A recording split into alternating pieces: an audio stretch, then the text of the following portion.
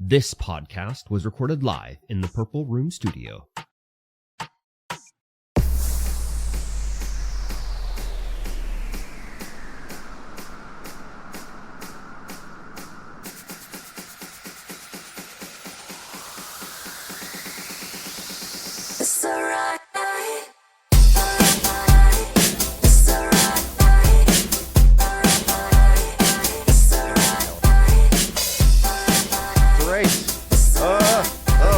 How do I do it? Yes! Oh, damn it.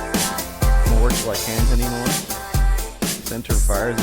Fuck you. I didn't even read it. I just knew it was not something that should be there. Get banned, dog. Yep. You got banned so fast? Yep. So fast that I will say hello, everyone. Oh, yeah. Welcome to the Streamvoid Podcast, episode 156. Hi. That's right. I am MikeyT, and of course, across from me is KurbStomped. I wasn't expecting the start to happen right that second after I banned that guy in the chat. And you are listening to the Streamvoid Podcast. This is just a show about life and video games and everything in between. Yeah. So you say. That's what I say. That's my story. I'm sticking to it. Mm-hmm. How was your in between? It's been a couple weeks since we recorded because I got sick. 2 weeks. 2 weeks. Yep. How was my in-between, he says? And the in-betweeny weenie. It was fine, I guess. I don't know. Work the same as always. I'm at the warehouse, moving boxes around. At the warehouse. Is that a song? I don't know. Okay. Moving boxes around, and then it was very cold moving boxes around, and then it was very cold in the snow moving boxes around. So that sucked. Yeah, we're doing snow boxes? Well, it was just like we have the outside storage, and it's like I got to get a box from outside, and the yard doesn't get plowed because it's not all paved. Half of it's like dirt with like gravel on top, so they don't plow it because they'll destroy it. Yep. And so I have to drag a box on the like hand cart through the snow. So it's like a snow plow.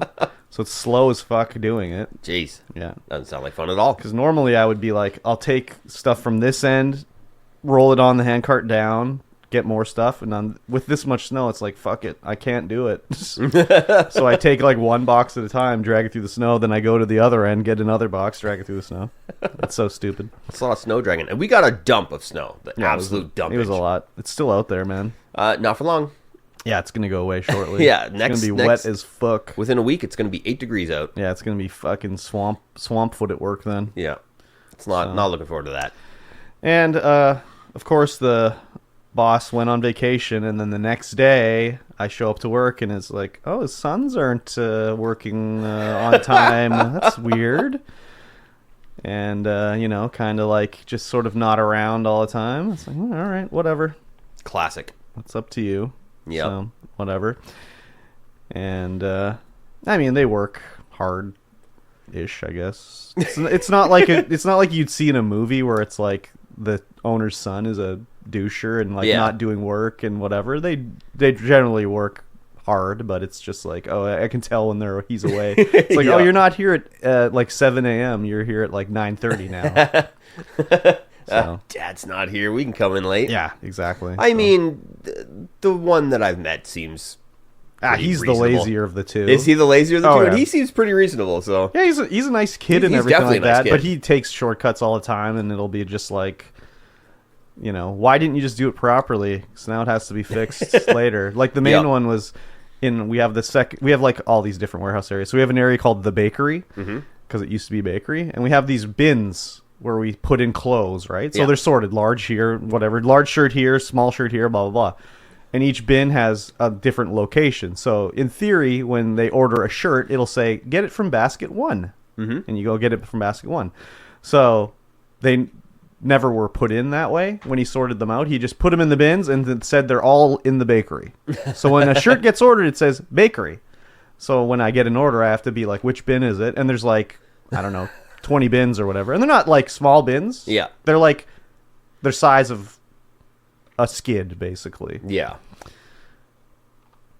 It just completely ruins your efficiency. Yeah, so I'm like, and then I have to, they're not labeled, the bins. They have it says like basket 1, but it doesn't say like basket 1 has shirts in it. Mm-hmm. So I have to like pull one out, be like, is this a shirt? Yes. Is it large? No. Put it back. So when we were dealing with other inventory stuff, the woman from the office came in and we were talking about what we were going to do, whatever.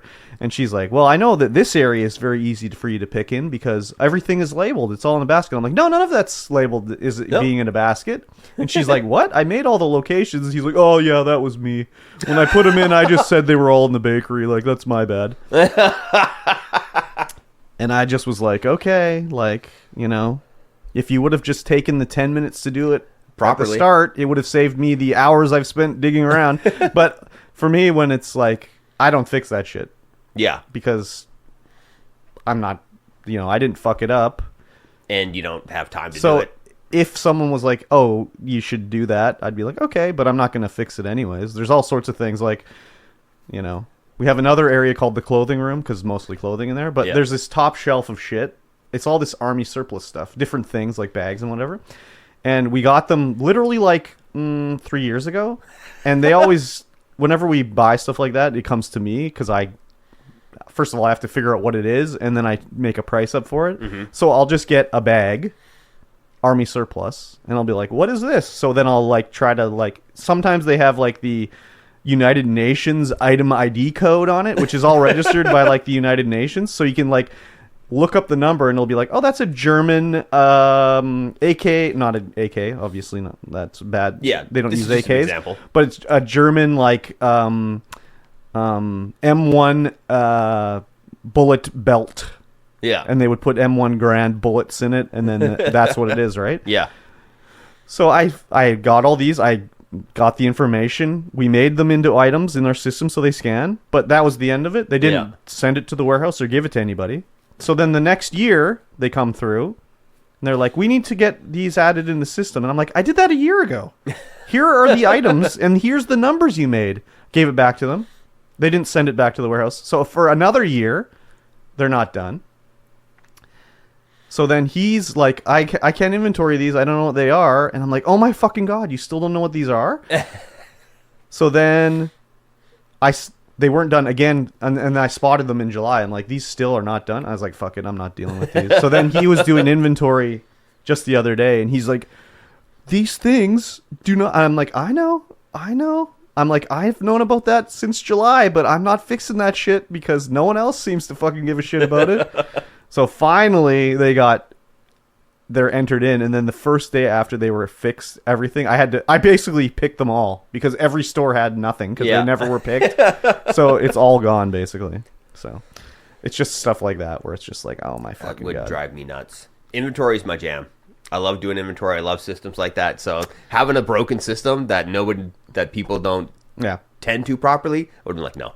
Yeah, it sucks. This is bullshit. Because they'll do things where it'll be like, why did we do it like this? They're like, the main one we have is we got these another example. We got all these rain jackets or something in, like cheapo plastic rain jackets. Like they're just like melted seams, you know. They're made of vinyl with melted seams. They'll basically like rip apart like a friggin' a zipper. They'll be like if they're falling apart, you know.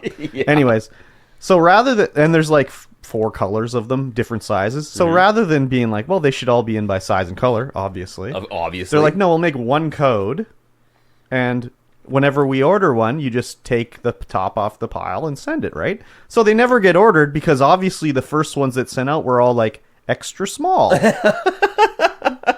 So every store has 6 extra smalls, but they're all labeled as the same item, raincoat. So no one ever buys an extra small raincoat. So they've been sitting there for years.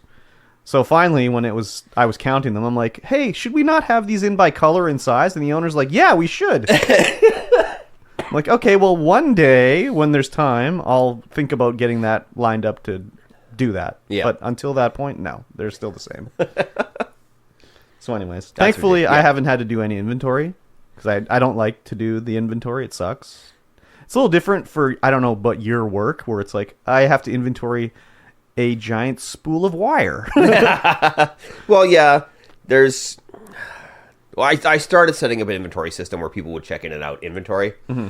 And everything, like giant spools of wire, those are all there. Yeah. Everything's got a code on it. Yeah. Whenever you would take wire off it, you would give me the meter markage so I would know how much wire you took off of it. Yeah. But then there's all the smaller items like the number 6 to number 6 C-locks, the number 3 to number 14 C-locks, and all that kind of stuff. How many total items are you inventorying? It's quite a few. 100?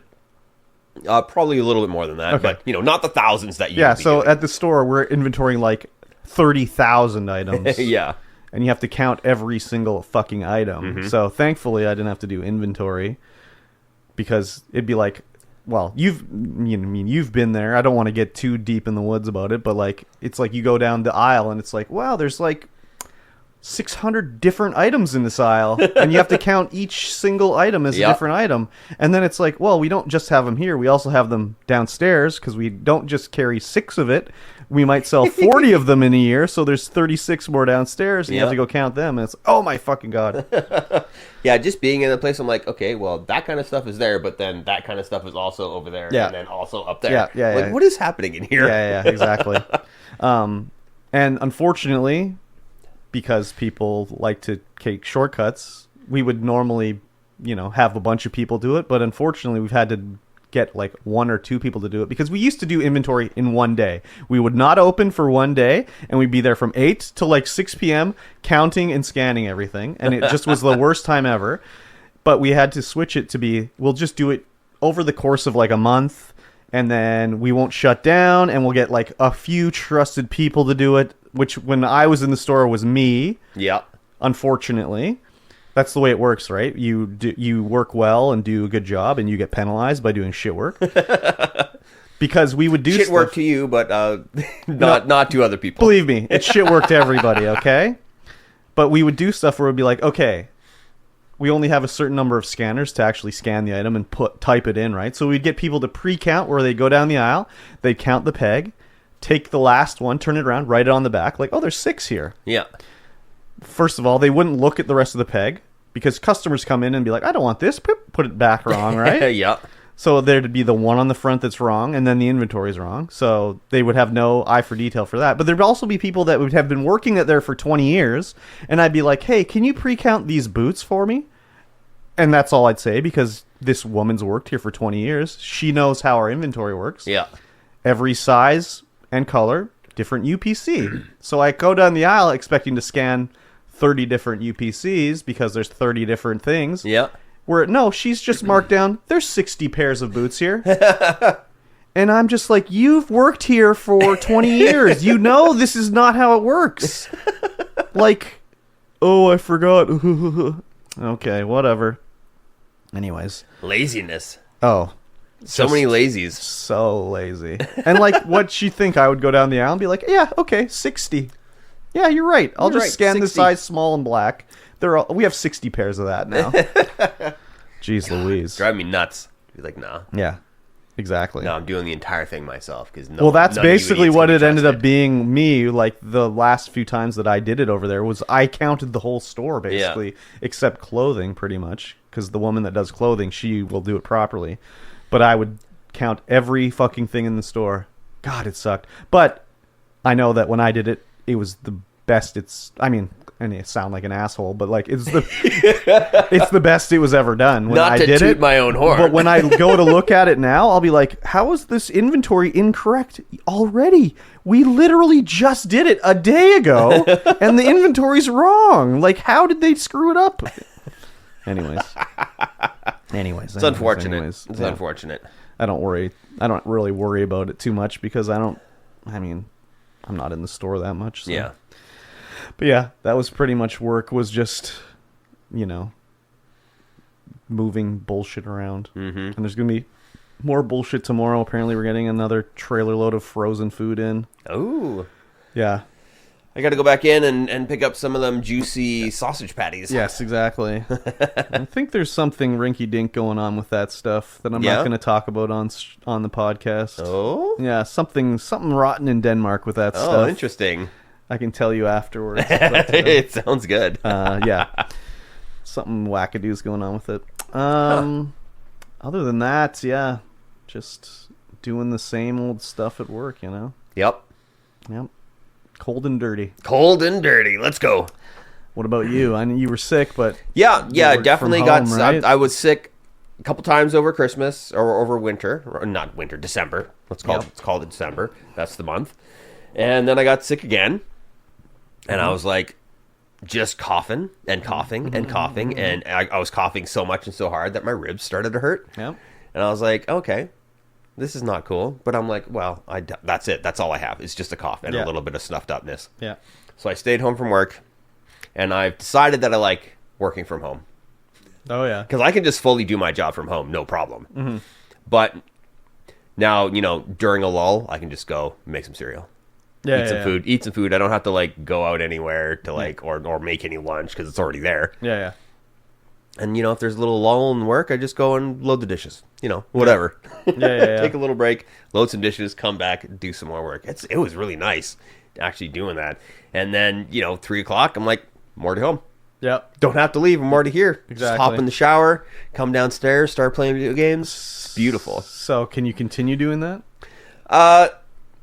If I had my full work setup here, I probably could. Yeah. But I just like my full work setup at work. Yeah. Because I got 3 monitors. Everything's there. There's no when I'm working here, I'm working off the cloud the entire time. Oh yeah. Fuck. I hate that. Which it's not too bad, right?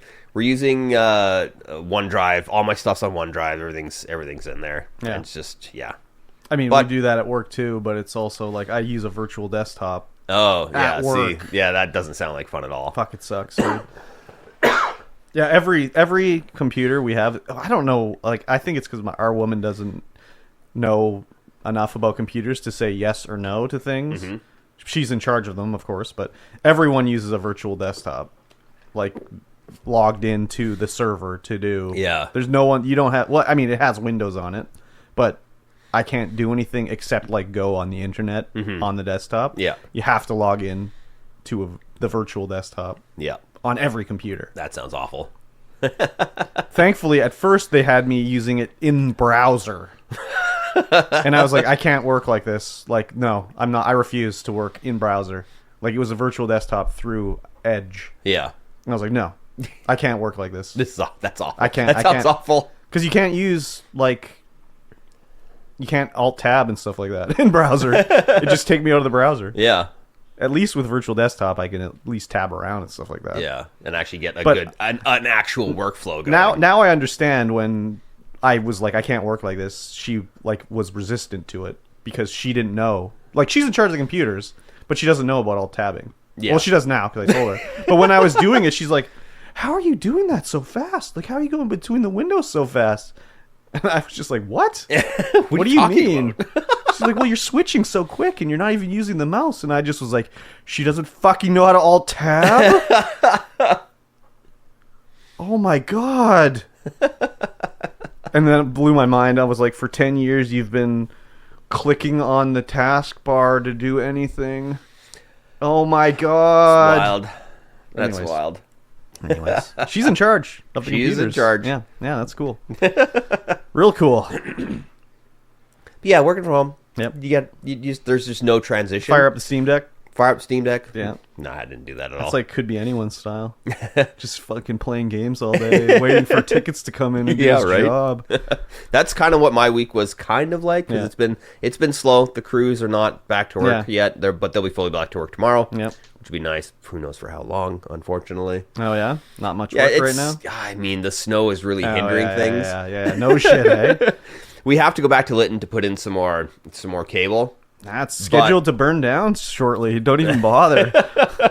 But when you do any digging in the Lytton area, you need an archaeological monitor. Oh, yeah. But the arc monitors won't work when it's snowing. Oh, yeah. So we were all set to go back there, and then they're like, nah. Can't do it? Can't do it. So how does the monitor work? They sit there and watch you. Like people watch? Yeah, they just sit there and watch you. You're like, I think I saw an arrowhead. Yeah, mostly I think I saw a bone, yeah. Mostly they're looking for bones, not artifacts. Yeah. Because there are a lot of bones God, in that Lytton. would be an awesome but also terrible job. Yeah. Like just sitting there and being like, okay, let me look in this bucket of dirt. Okay, let me look at the ground here. That would be terrible but awesome. Yeah. Lytton, just full of bones. Oh, yeah. Just absolutely full. Yeah. And then they have to decide if it's like a deer bone. Yeah. Or human. Human bone. Woo, baby. Okay. Yeah, good time. Mm-hmm. So everyone's back to work, starting tomorrow. Yep. Yeah, don't know for how long. it's a little bit slow. It's a little bit slow. No doubt. Yeah, and that's pretty much it for work stuff, really. Mm-hmm. I mean, I did some Jira work. I updated the Jira because I love using Jira. Oh, Jira. Jira Dreams of Sushi, right? Is that the name of it? I think so. Frank, you're right in front of the... Frank's just walking I think right it was Jiro Dreams of Sushi. Jiro. Yeah. Dreams of Sushi. Yeah. Yes. And then, yeah, back to streaming. Lots of streaming happening. Played a lot of video games while I was sick, like a lot of Tomb Raider, a lot of Gameclub, which we will talk about later at the end of the episode. So is it time to retire Barotrauma yet? I don't know. It's getting close. Yeah. It's getting kidding, close. eh? We had no Barotrauma happened last Friday. Yeah. I've gone down to just Fridays because the Thursday crew never shows up. Yep. So it's all talk. Everyone's all talk. Yeah, right? Yeah.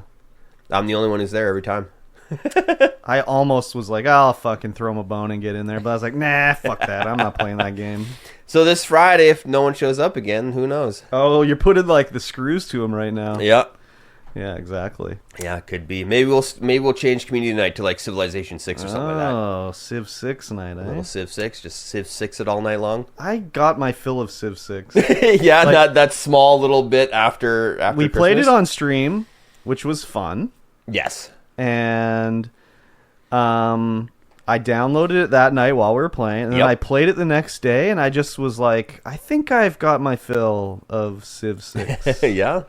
It was fine, but there's just things about it that I don't like, especially the fucking like little warlord groups that are relentless. The old barbarians? Yeah. Yeah, you can tone down the barbarians. Yeah, maybe for sure. that's what I And a need lot to of the times you need to, because they are unreal. It's like, where are you guys getting your resources from to build this?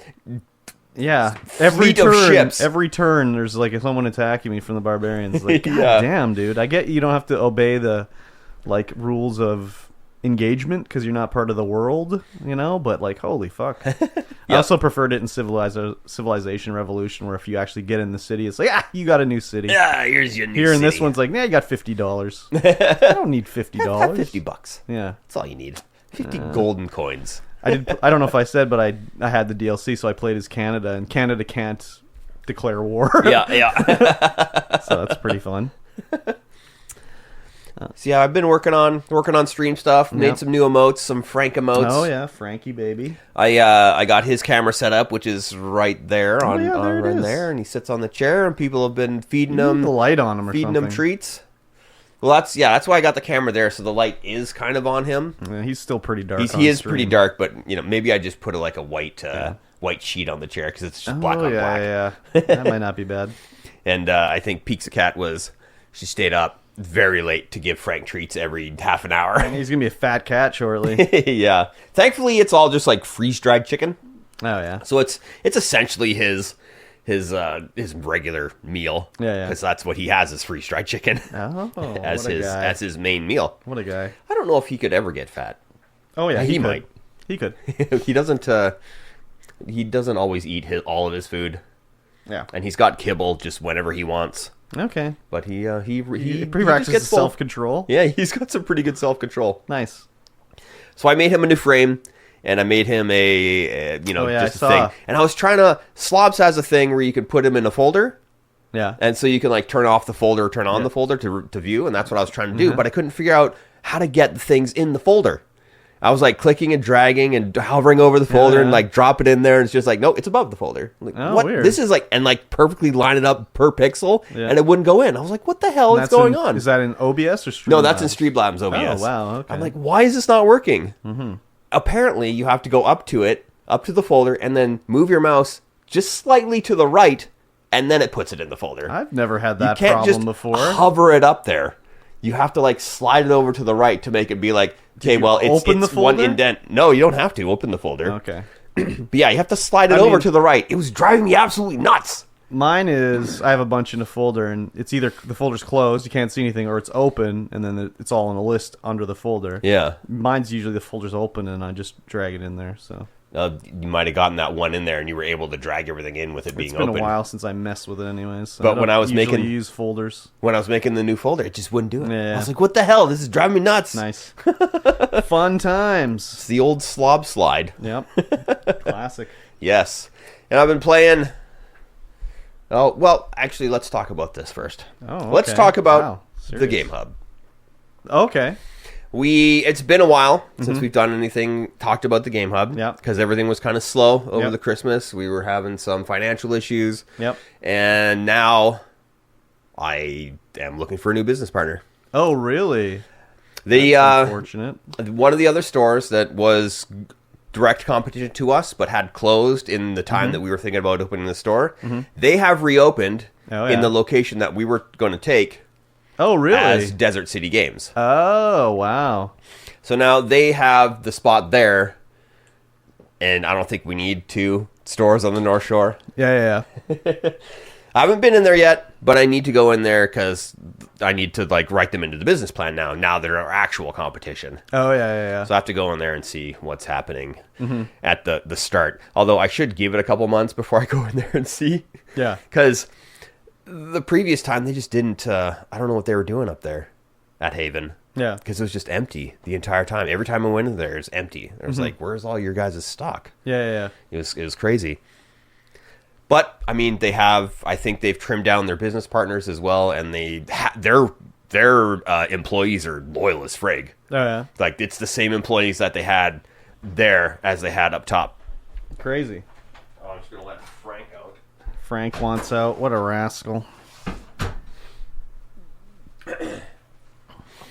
Yeah, same employees, I would imagine, because they were at CamCon.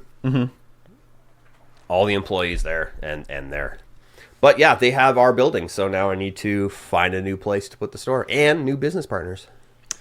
Crazy. I know. I mean, I could do it on my own, but I think having the extra money that the business partner would have to put in would be way, way better to a better start to this whole store. Exactly. So now, yeah, looking for a business partner.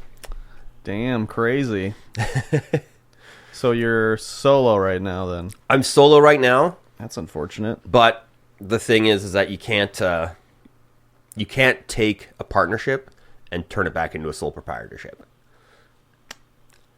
Okay. So I still need a partner. In order to do that, I would have to release the name, close the business, and then reopen it again? and then get the name and reopen the business as a sole proprietorship. Crazy. That's weird as hell. Yeah. So once it's a partnership, it's always a partnership. So now, yeah, looking for a new partner. Oh. I can, like I said, with going it alone, I could put the partner that I currently have at a 1% partner and then just go alone. Oh, yeah. But yeah, I need a new, hopefully a new income partner source. I see. So, I mean, if you don't want to get into it, you don't have to, but why did your partner that was part of it not just want to be with it anymore? Or? He ran into some personal financial issues and some life issues. Okay. And is unable to contribute now. I see. He still wants to assist in whatever way he can. Okay. Because the store is still, it's ours, right? Yeah. He, the whole name he came up with, and we put so much work into this that he still wants to have something to do with the store, even if he's not like a full partner. Yeah, so if he'd be an employee or whatever. Yeah, kind of like an that. employee. Because that's one of the things that was going to go really well, is because he worked with me at HTI, and he got laid off. Yeah. And then that was the whole thing. We got him laid off so that he could go fully into the store. Ah, yes. And everything fell apart as soon as that happened. Yes. I was like, oh my God, this is awful. No kidding. Crazy.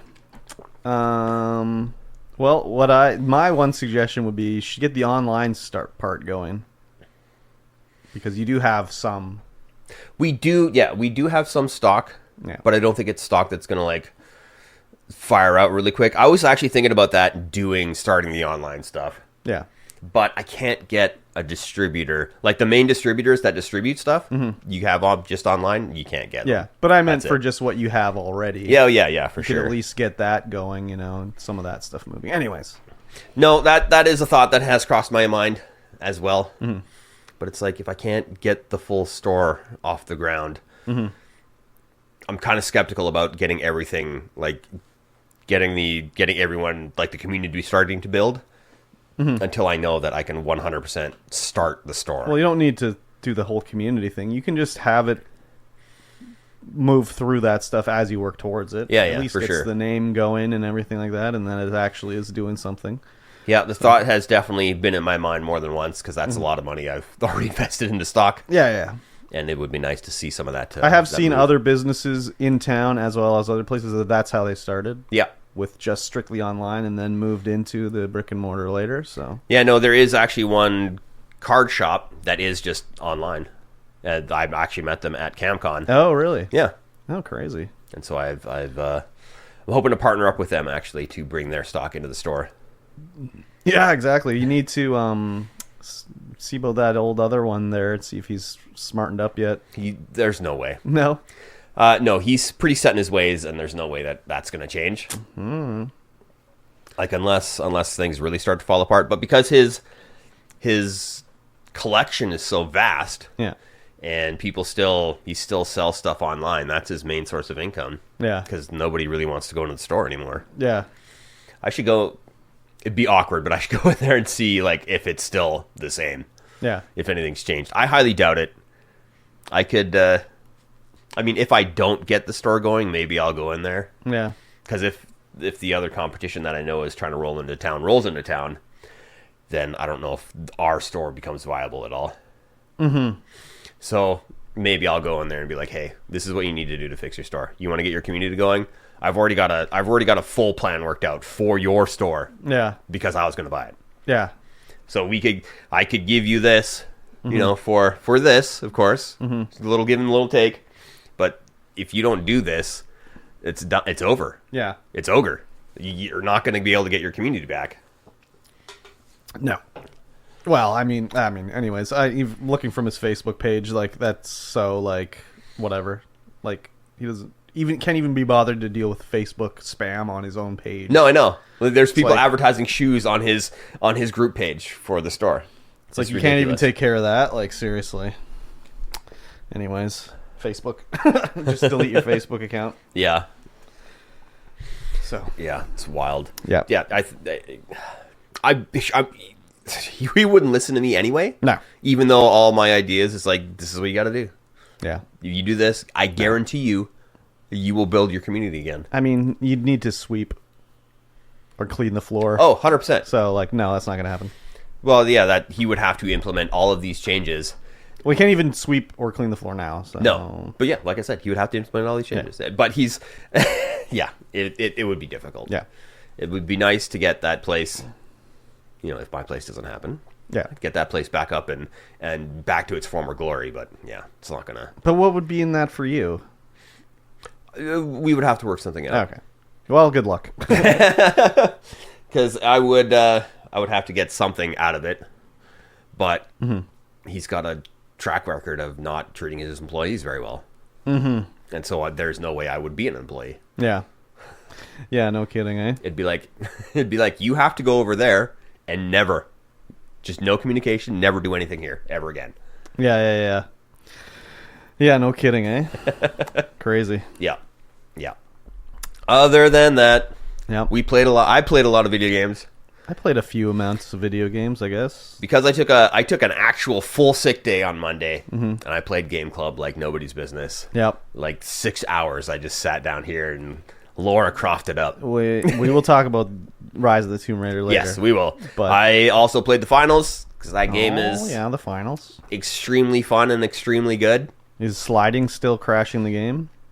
I actually fixed how it worked. So, okay, what was the problem? You can see in front of me.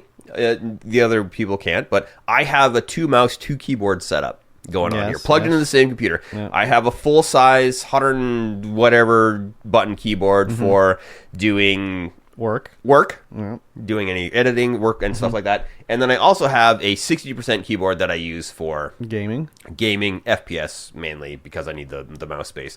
I have a regular Razer mouse that is light. It's cheap and it does my day-to-day. But then I also have another I can't remember who it's by, but it's like a level 10 mouse. It's by Thermaltake. Okay. And it's heavy as frig. And I like the heavy mouse because it helps me steady my aim so my hands aren't twitching all over the place with my old man twitches. Okay. Because I am an old man. Parkinson's? Onset? Yeah, my early onset Parkinson's. But I slide... That's not a joking matter. No. We are over the hill. Speak for yourself there, Grandpa. So I push this mouse, the regular uses mouse, up here, up past the monitor, and then I move the other mouse down. Yeah. And so what I think is happening is that when I'm mousing around with the level 10, it bumps this mouse, which triggers the anti-cheat to be like, hey, something fishy's going on. There's another input happening while you're inputting at the same time. So you can't play with two mices at the same time. Yeah, so I have to unplug this mouse in order to get it to not kick me. Well, it's nice they just drop you from the game and don't ban you. Yeah, right? That's pretty nice. It's because there's no actual cheating going on. It's just like, hey, we think you might be doing something fishy. Well, it probably thinks it's like one of those little plug-in things that like change the like when there's the sway of the gun firing that you're like, you know, it's counteracting. Oh yeah, or something like that. It has that program. I don't know what that's called, but where it'll be like auto aim for you basically, so the like S-shaped curve of the gun firing is counteracted. Yeah. So. Yeah, but those little boxes. It's just like a box that sits in between your controller and your console. Yeah. And you program that box to counteract the recoil. Yeah, exactly. So. Okay, well that's interesting anyways. Yeah, and then the patch 1.5 of the finals came out. Okay. Which nerfed aim assist for controller, because that's one of the big issues is that the aim assist for controllers makes everything way too easy on controller. Yeah. And a lot of people are complaining about that because you can just laser people from across the map with a controller. You have better turning and movement with mouse and keyboard, but your aim with controller is just way too good. That's like a continuous like balancing act they have to do to make it so it's fair between the different control types. So. Oh yeah, definitely. Hard to balance for sure. It's definitely hard to balance. But that's one of the hugest issues with Apex Legends right now is that people just the controller people just destroy everything. Well, that's what I heard is like, I don't know if it's still what it was, but it seemed like all the like teams would have 2 mouse and keyboard players and 1 controller. Yeah. You had to have that set up in order to like compete basically. Yeah, that's actually makes sense for sure. So so they nerfed controller, but what did they buff? What did they buff? Yeah. Come on. Not a lot, actually. No, come on, you know. They nerfed controller. They buffed the weapon that shoots flames. Oh yeah. The flamethrower. They buffed the flamethrower on the heavy. So now every heavy in the whole game is just running flamethrower. They buffed it by 2 damage points. It went from 28 to 30 damage. Yeah. And now it's just ridiculous. So it went it changed from everyone was using what, medium before? Well, no, it was light. Before this patch was the meta was 2 lights, or no, 2 mediums and a heavy. Yeah. And the heavy would be would use the Lewis gun and just double shields all day. Yeah. But they increased the damage on the flamethrower, and now it's still 2 mediums, 1 heavy, but or 1 medium and 2 heavies. Yeah. And 1 heavy has a flamethrower, the other heavy has a hammer. Yeah. Oh yeah. Yeah, the hammer was interesting too. Yeah, there's a big the goo gun, which the heavy can use, just shoots 1 blob of goo. And you have 20 rounds in your gun, and you can just build goo towers and you can just run up this goo. You can use it as like a temporary platform, whatever. You can parkour off of it. Goo time. But goo also does some weird interaction physics with the buildings. So if you partially damage a building with a weapon or like an explosive, you can use goo to completely, unhingedly destroy that building. Completely. And you can actually like use your goo as a vehicle to take the building and shove it right off the map. Oh, weird. The goo has that much impact when it hits that it moves buildings. And the more goo, the more it multiplies the impact per goo hit. Oh my gosh. And then you can just shove the building off the map. Love it. Love it. So weird. I mean, with destructible environments like that kind of stuff is just going to happen, basically. Oh, yeah, for sure. Yeah. So goo has been one of the big things. Have you had it yet where, like, you're, whatever, in a collapsing building, but the physics just rocket you off in outer space? Once. Okay. Only once. Okay. But that was one of the things that they tried to fix this patch, because you could, when you were mantling an obstacle, if you looked into a wall and tried to mantle off that obstacle through the wall, it would actually give you a super glide boost like you can do in Apex. Nice. But they patched that out. They take out all the fun stuff. They left in one of the things that the heavy would do is put 2 C4s onto a throwable canister. Yeah. And then that throwable the red ones, they rocket really far and explode. They're explosive ones. Yeah. And so you'd put 2 C4s on either side of that and rocket it, and it was like a nuke. It would just kill everything. Nice. Within its range. Yeah. So they really reduced the ability for it to do that. They knocked the damage that C4 did down a little bit, or actually quite a bit, to players. They didn't remove that mechanic from the game, but they reduced it so that it wasn't as viable. But if you used to be able to do it with any kind of barrel, so like the fire barrels or the goo barrels, but now your C4 has weight. So if you put 2 C4 on a flaming barrel and you try and lob it, it just lands at your feet because it's too heavy. Oh. Because you used to be able to use like plant pots and stuff like that to do it, but now it adds weight, so you can't do it. You can only do it on the red ones. Yeah, it looks like an interesting game. Yeah, it's fun. I've enjoyed my time with it a lot, actually. Yeah, I've seen. I've seen the enjoyment and I've seen the salt. Yeah, I mean that's just like Apex. Yeah, I was enjoying that game quite a bit and getting salty. But yeah, this has just been a lot of fun because it's got more excitement in it, I think. A Rocket League kind of excitement. Oh, ooh la la. Because it's very, very esports based. Yes, well that's the premise. So. Yes, and I've been enjoying that. I've also been enjoying Curse to Golf. Curse to Golf, yeah. Curse to Golf. The music in that game, the sound effects in that game, on point. Like they're just very Nintendo-esque. Yeah. Like it feels like, it sounds like, if you just closed your eyes and just listen to the sounds, it sounds like you're playing like a golf game on a Nintendo console. It's like a 24-bit game. Yeah. No. Maybe that's too high. It's like a 12-bit game. It's not quite Super Nintendo, but it's not quite NES. Yeah, the like pixel art. It's all pixel art. It's a gorgeous looking game, and it's just It's a roguelike kind of golf game with cards. With cards. Yeah, I remember hearing about this game a long time ago on a podcast I used to listen to, and they were talking about Curse to Golf and how fun it was and everything. So I was always like, oh yeah, that sounds like an interesting game. Yeah. But I've never tried it. But yeah, it looks kind of interesting anyways. It uses like a Slay the Spire kind of map where you can pick your point through the holes. You can go to these cursed holes. You can go to stores. You can get chests and stuff like that. And there's I don't know if there's random events, but there are different worlds. So every 5th hole is a boss hole, and then you can go to the next world. And I finally beat the first boss. Oh, nice. I mean, I didn't do it a lot of runs. I was like, my couple of runs during the week here at the start, I was just like, oh, I can't even make it past the 2nd hole. Yeah. But then, you gradually get better. Your shots gradually get better. You only have 3 clubs. You got like your driver, your iron, and your wedge. Yeah. The wedge it's just like a vertical shot almost. Yeah. Then the driver and iron go long range as they do in real life. Yep. But then you also have all these cards you can play. You only have 5 shots per hole. And once you lose those 5 shots, that's it. Your game is over. But you can get cards to give you more shots. You can get cards to stop time and drop your ball in certain spots. Yep. You get rocket cards and cards to blow up TNT because there's TNT all over the place.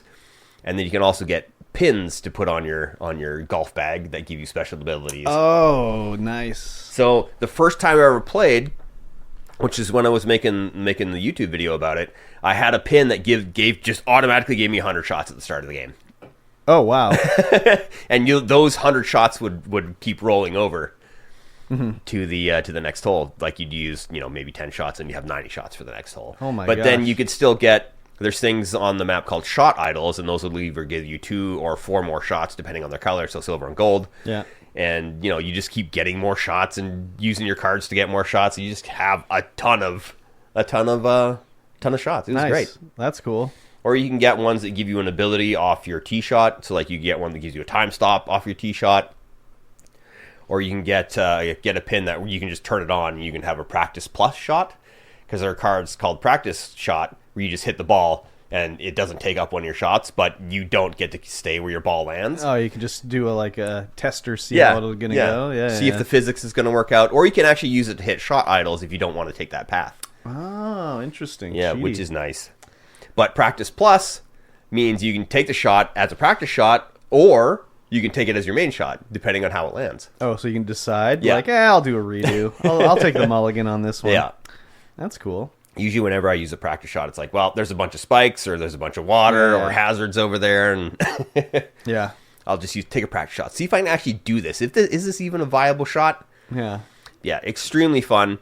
I made it to the Oasis last night, which is like the boss after, or the next biome. Yeah. First biome's like nice and green, regular golf course in hell. Yeah. And the next one's like a desert, just bunkers everywhere.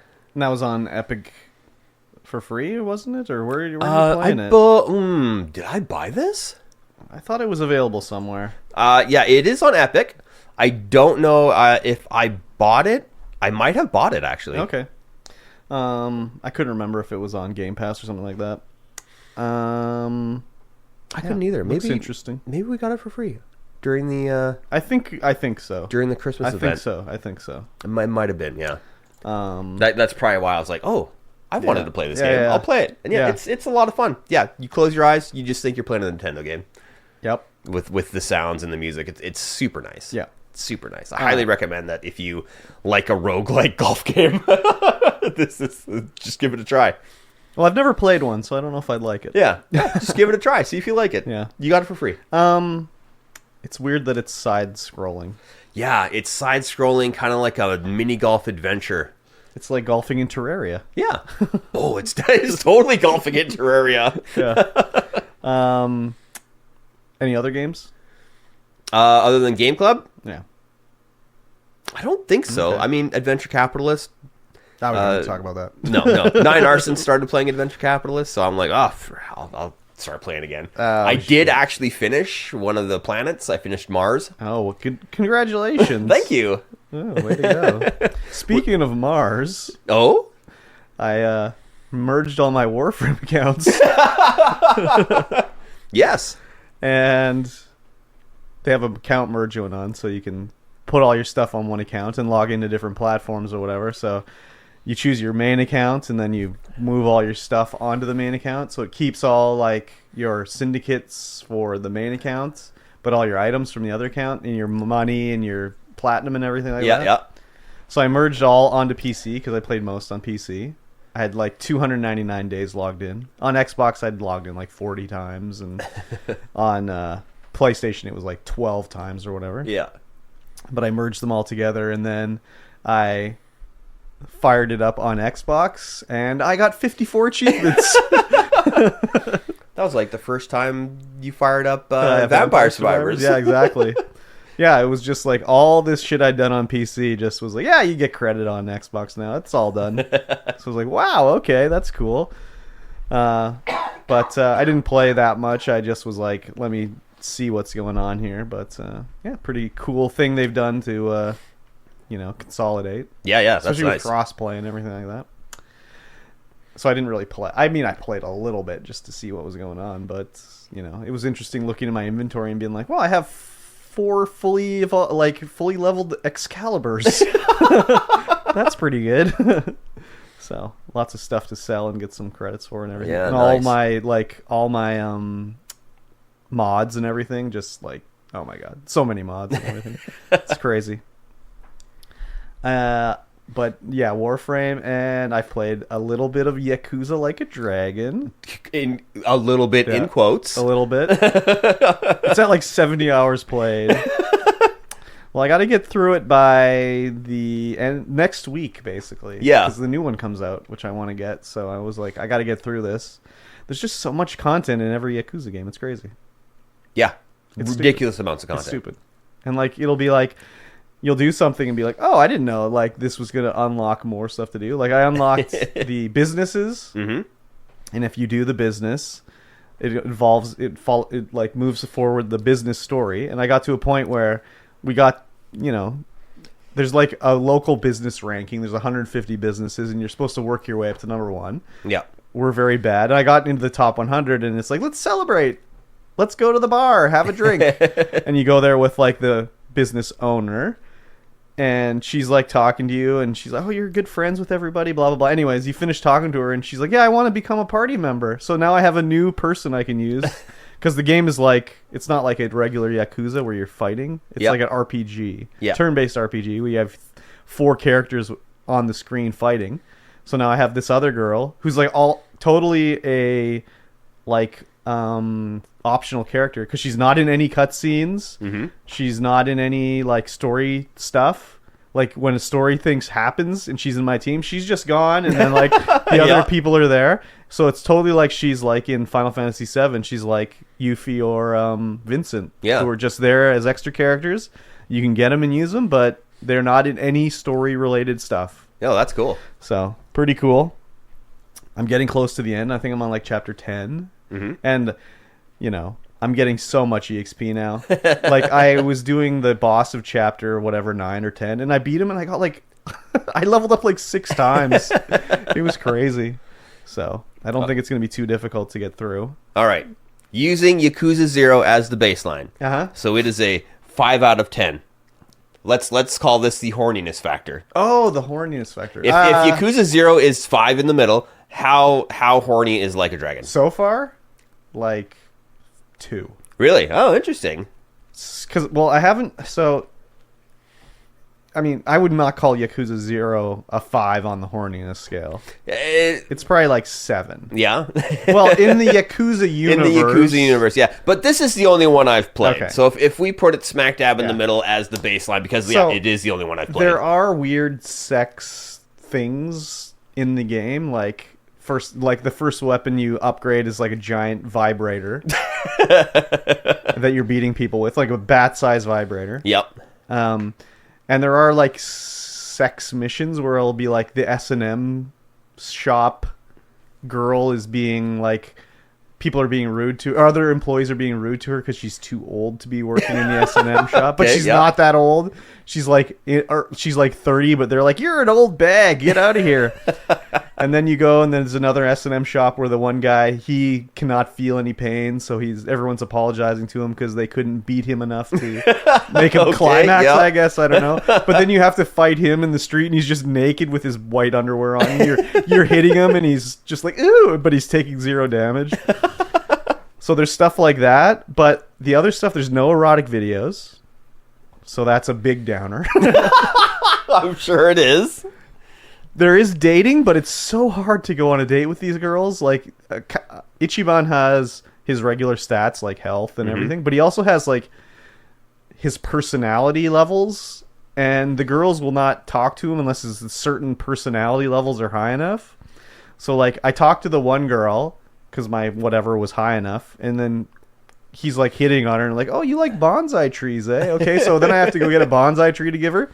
So I give her the bonsai tree, and then Costa's like, oh, she won't talk to me. I guess if my, like, passion level was level 8 or higher, then she'll talk to me. But, like, getting the passion level to level 8 is like, oh my god, taking me forever, because I'm, like, level 5 passion. But when you complete, like, different sort of side stories and stuff, and give answers in the sub-stories, they'll increase your certain stats, but it's always, like, a stat that's not what I want. Mm-hmm. I'll answer and be like, oh, your intellect went up. It's like, fuck, I didn't want to be smarter. I want to be more passionate. The passionita. Yeah, so. But other than that, I mean, there's a whole... The sub-story, or the story of this game is that we're in the city of Ijinchu, which is a sub-area of Yokohama. It's sort of like a little bit of a... more of a... not crime-ridden area, but like... they call it a gray area, so there's like soaplands where you can go get a rub and tug, basically. The old rub and tug. So there's the group called Bleach Japan is trying to bleach out the gray areas and make it white, but like it's Yakuza, so their shirts just say BJ on it,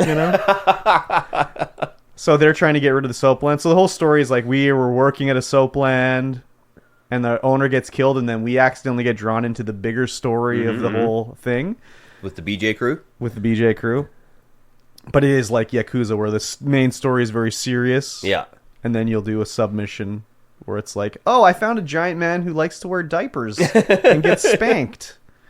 So, but it is like an RPG, so when you finish that mission, you get a thing to summon that diaper man as a summon in the battle. They're called pound mates. Yeah. That's what the summons are called. So you can summon him and he'll come down and he'll like have a little baby temper tantrum and like make everyone scared or whatever in the battle, you know? So it's pretty good. I like it a lot. I'm having a lot of fun. I'm getting ready for Infinite Wealth. I've been streaming it all. I've been multi-streaming on Kick and YouTube, working on the YouTube hours. And then the other day I was like, oh, I'll add Twitch in there too, you know? Yeah. People are complaining. Well, not complaining, but like, you know. Yeah. Well, they don't like YouTube's live streaming, whatever. Weirdos. So I did it, and then I like after the stream, I was like, well, I can't multi-stream Yakuza on Twitch anymore because that's a bad thing. Everyone watched me on Twitch, but my hours on YouTube, I was getting like, you know, the stream would be over and be like, oh, I got 60 hours watch time. When I did it on Twitch, it was like, oh, I got 8 hours on YouTube. So it's like that kind of defeats the purpose of 100%. getting the hours on YouTube. It was like, you're playing video games? Well, I'm going to watch you on Twitch. So I'm going to, once I'm done with Yakuza Like a Dragon and Infinite Wealth comes out, I can slow down on the Yakuza, play the Infinite Wealth a couple times a week, and go back to the Minecraft on Twitch, which is the plan. So the Twitch streams will continue. It's just, that's what's happening right now. Very good. So, yeah. But I'm liking it a lot. Yeah. The characters are interesting. And, you know, I like the job system, switching jobs. Like, oh, yeah, I'll make Ichiban will be a bodyguard now, and he got a big sword. We're like, you know what? He's going to be a chef, and he's going to slap everyone with a spatula. So Spatula slapping. Yeah. Beauty. Yeah, not that horny. So. Oh, there you go. Other than that, I don't think I played anything else. Just a game club. Just Gameclub, which we'll talk about later. We will. Yep. We will indeed. Stay tuned. Yep. It's the end of the episode. Yep. You watched something, though. A little something that I watched last year. Oh, okay now. You get one time to make that joke, and you've used up your one-time pass. So don't do it again. But yes, Rebel Moon came out. Yes, on Netflix. The Zack Snyder Star Wars. wants to be Star Wars.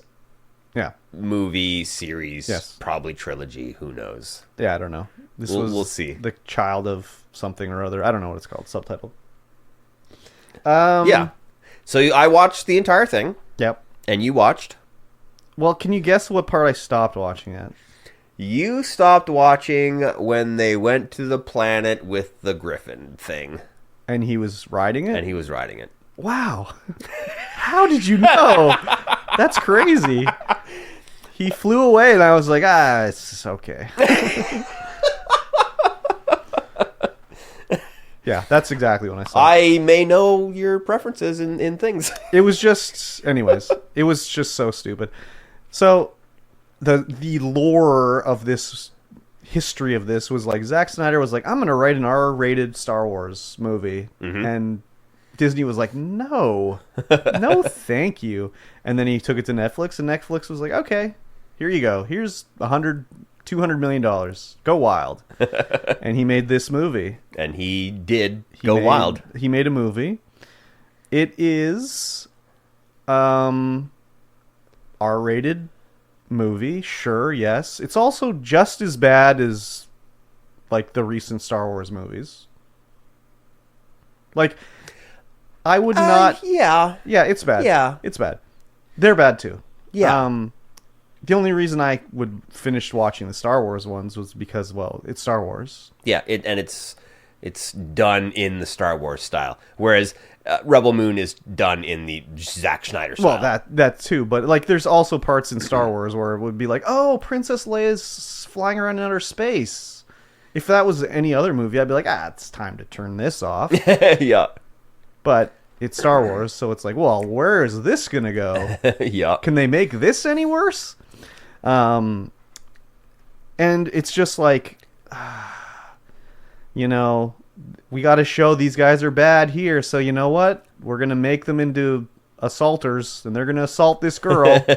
And that's the only reason this other girl's going to stay around to help is because they were going to assault this girl. Yep. And she's actually really badass, and she kills everybody. Yep. And here's your robot friend. And here's a robot that has a prime directive to not hurt anybody. Yep. Once the queen is dead. But, maybe this is the princess here. We're implying she's the princess. But maybe not. Hey, you really look like the princess. Wink, wink. And it's got they're all dressed like the guys that come to the planet are dressed like Nazis, and they look like they're wearing their fascist outfit. Yep. Nothing nothing out of the ordinary for a fascist party. Yeah. It doesn't even, like, their outfits don't even look futuristic. It's just like, oh, you just came from Earth. They just took a Nazi uniform and were like, take that skull off of his hat. We don't need that skull on there. But it was also like another one where it's like, we can, skip over this part here.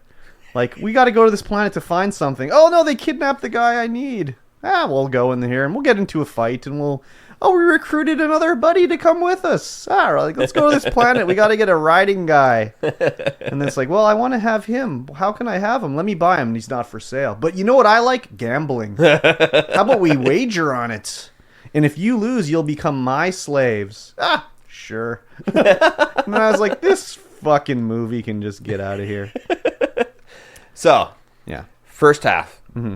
Let's call it the first chapter of the movie. Okay. They're on the planet. Yeah. We're learning about the characters. There's some actual character development. I'm invested.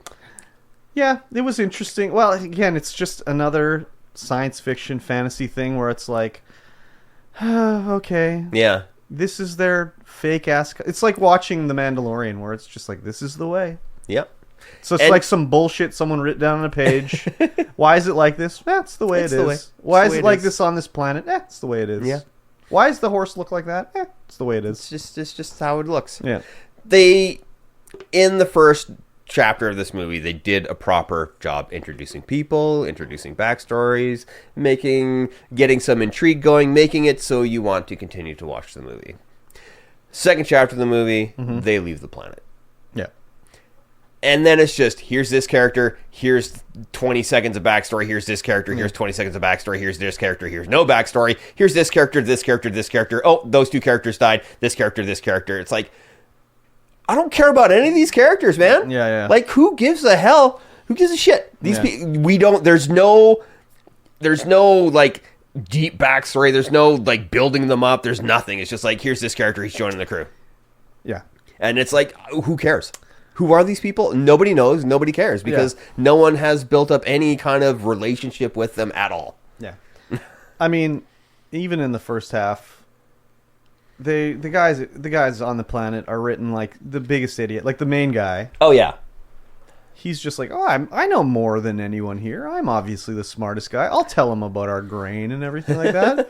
He's the village chief is, trying to protect us, but, I know that we can deal with these guys. I know what's best. And then he gets the village chief killed. Yep. Oh, well, fuck. I guess I got to leave with you now. But that guy I knew, obviously, maybe you don't know, but he was on Game of Thrones. Oh? So I was like, well, obviously he's not going to die. Yeah. He's going to be like a guy in the show or whatever. Actually, the chief, I was like, I recognize that guy. I think he was on House of Cards. He was like a senator or something. Because I was like, oh, I recognize that guy's bald head. Yeah. And then, again, it's typical like, oh, the cudgel of whatever. Make up some fucking fake name in there. It's like, what do we care? I don't know any of this. So, but I guess, is that any different than you would watch Star Wars and they'd be like, oh, it's like when I shot Womp Rat. It's like, what the fuck's a Womp Rat? What does that mean to me? It doesn't mean anything to me. Yeah. But when they do it in Star Wars, it's like, okay.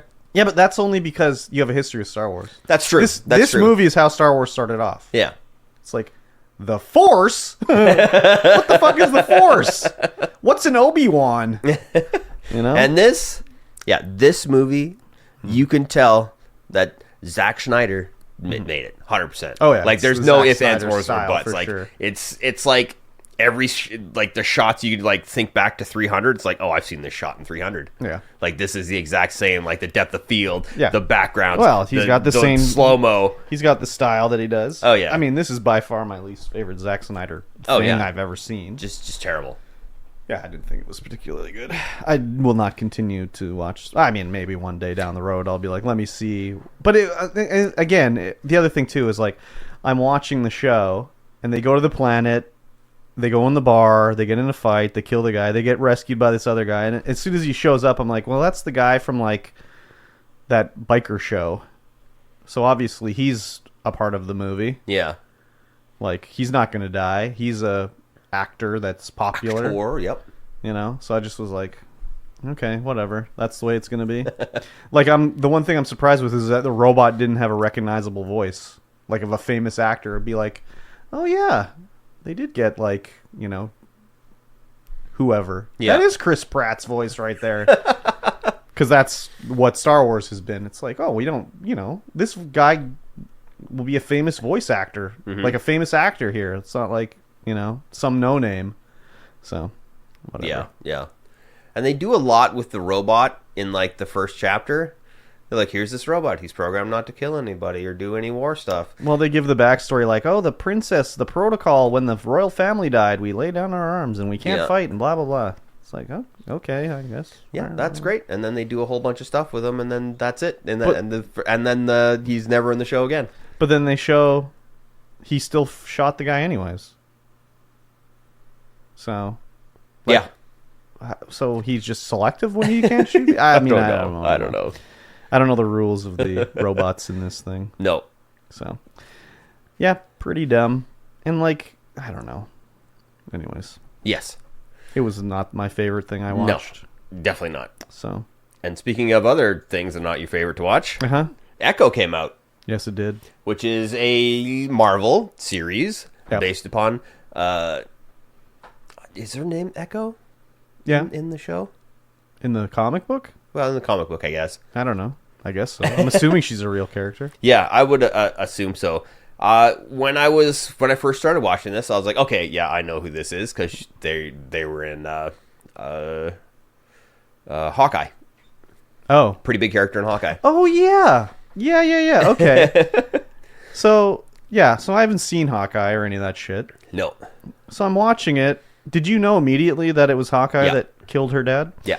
So I'm watching it, and the whole thing is like she's a deaf girl. Her parents died. As soon as it went to that timeline, where it's like more in the modern, present, modern. I was like, oh, okay, I know all this. Okay, so was that in Hawkeye? Yeah, that's all in Hawkeye. Like that exact stuff. That exact stuff, yeah. Like it's like seen like the exact. Yeah, they took the exact scenes from Hawkeye and put it in there. So I've not seen Hawkeye. So I'm watching this, and you know she's fighting for the. This is maybe why I didn't like it, because I was like, they really did. This should have been in like 2 or 3 episodes. Yeah. This show. Yeah, that happened in Hawkeye.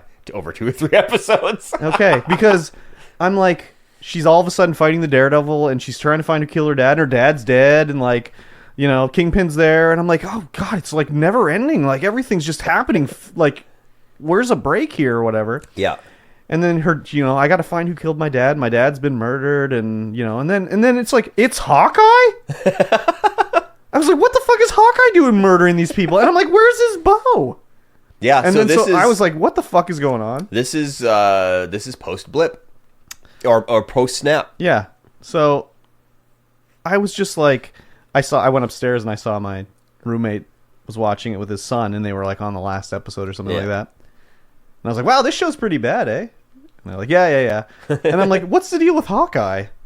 And they're like, what do you mean? I'm like, well, where was his bow? And he was killing everybody with a sword. And my roommate's son was like, yeah, that's when he was sad. That is when he was sad, because when Thanos snaps, his family completely disappears, right? And so he becomes Ronin. Yeah. And just starts killing bad people that did not deserve to not get snapped. This show did a very bad job getting in someone who doesn't give a shit about watching other Marvel stuff. That seems to be the trend with this series of Marvel stuff, is that you need to have watched everything. Otherwise, things aren't going to make sense. Yes and no. Like, you didn't need to watch anything to see Miss Marvel.